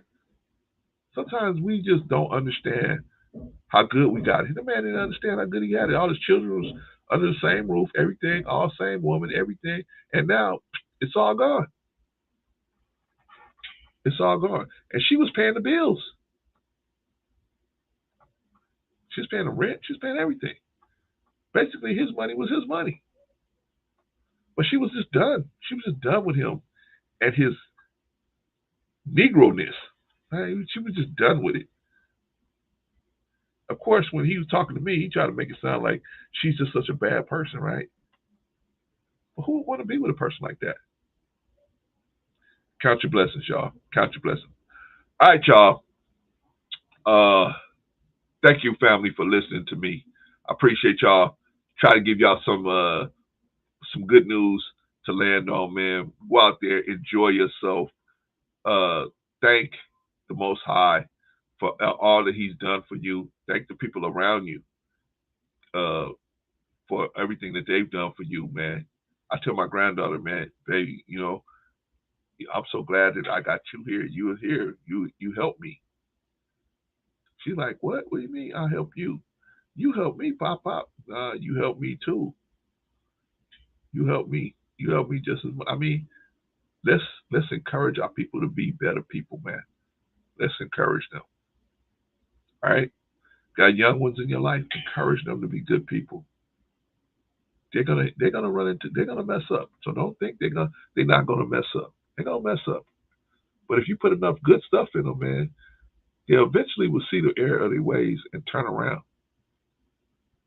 In a wicked world like this, man, they're not gonna come out of it unscathed. None of us are gonna come away from you born in sin, born in iniquity. You're born into it. Come out the womb straight into it. So, you know, it's gonna be affected every way. But we gotta be the support still. We gotta be above this wickedness, man, so that we can pull our people up out of it. Those that want to come. Thank you for listening, family. I will see y'all on the other side, man. God willing, man. As we say in Islam, inshallah, I will see you on the other side, brothers and sisters. If you guys have for Sunday, you know, Patrice got no show, so we might be able to take a little slower. But if you guys got a topic that you want to cover, or you guys got some other issue that you want us to talk about, please feel free to hit us up. I'm gonna try my best to get over here tomorrow and put that post up. And then you just shout out whoever you want to shout out. And then we gotta schedule another block party that we can have a block party, man, and we can just come back together and just enjoy being the family that we are, y'all. I'm gonna call us a family. I'm gonna call us a family. That's it. All right? That's it. So it says, so it shall be done. That's it. You know what I mean? So I'm expecting to see all of y'all back, even if y'all don't have to stay the whole program. I appreciate those of y'all that do. You don't have to stay the whole program. Just check in. Like Jill will come in and say, hey, Clarence, I'm going to church. Be back later. Cool. No problem. Right? See all of y'all. See all of y'all. May all of y'all have an even greater Thanksgiving that you even thought of. Some major good thing happens to you, and you figure out how to make some other good thing happen to you, and make some good fortune happen to you. We will talk to you again on Sunday, y'all. No, I'm not gonna put Saturday on the table. I might come in Saturday, but I'll be doing some administrative work. Won't be doing anything. I won't be doing anything for the channel. Probably not. Okay. All right. Von Bryan said, great show. I thought you would drop that link. I did drop the link, Vaughn, didn't I? Oh, I did. I was wondering why nobody came up here because I didn't drop the link. Oh, man. What an idiot. Oh, my God, man. I was like, I guess nobody wants to come up here and talk. Man, what an idiot, man. See, sometimes, Vaughn, you got to remind me sometimes, man, because sometimes I don't realize. I get to talking, man. I get on the roll. And so when I get on the roll, I think I've already dropped the link, right? I was like, oh, well, ain't nobody wants to come up here, so I guess I'm just not gonna, you know what I'm saying? I didn't know. Y'all, tell me. If y'all want to come up here and y'all want to talk, tell me. I'll put the link out so quick, man. Y'all won't even have to realize nothing. Patrice said she packing. Patrice said she packing to go to Chi-Town, man. That's okay, Patrice. Gotta pack your stuff, you know what I'm saying? Gotta have everything right. But, I got you last time, Patrice. Said Patrice and Rico, those are the type of people, man. They just will land. They don't say, hey, I made it. I'm in Chicago. I made it. I'm in the DR. I made it. I gotta be like, I ain't heard from her in 4 or 5 days. I gotta check on her. You know what I mean? Right? Vaughn is pretty good about stuff like that. But Patrice and Rico, they'll go fly to Patrice will go to Chicago, land, hang out with the family, be 3, 4, 5 days. I gotta send her a text. Hey, did you land? Oh yeah, I landed. Yeah, I'm good. I'm on my way back. What? Why didn't you tell me?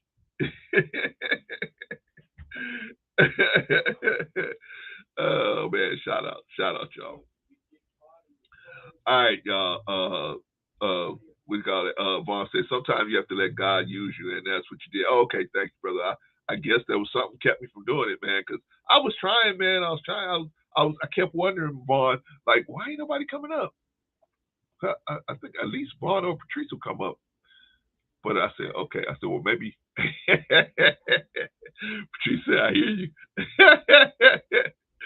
Right, so, well, that's true, Patrice. I mean, you and Rico, man, y'all are terrible at that, man. I gotta get y'all in shape, man. I gotta get y'all in shape. Say, hey, man, you ain't gotta call me. You just say, hey, look, bro, I landed. I'm good.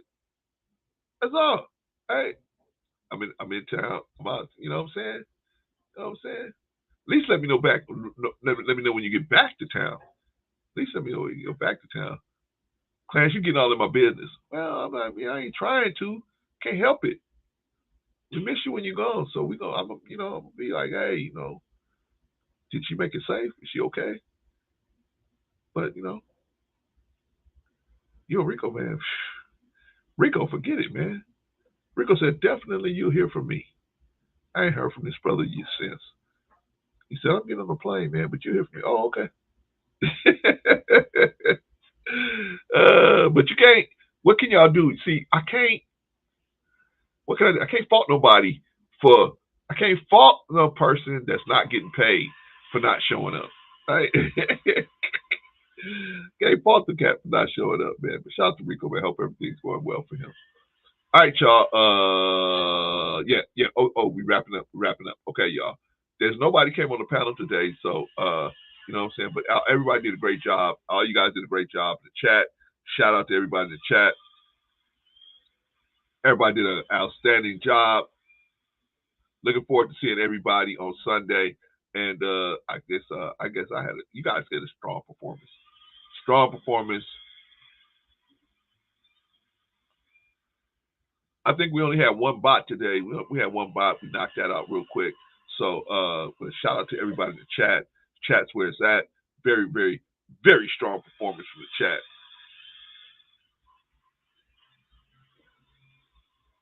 And of course, oh, thank you, Jill. Appreciate you. Strong performance.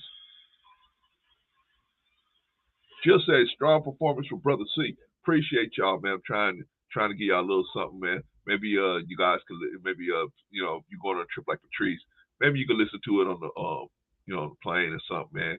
You just listen to it, you know. Hopefully we can get some you know what I'm saying, we can get some yeah, Vaughn, they're getting more, see, we touching some nerves out here, man. So they started to throw some stuff at us. That's okay. God is able. All right, y'all, that's it. I'm out. I will see y'all Sunday. Peace and blessings.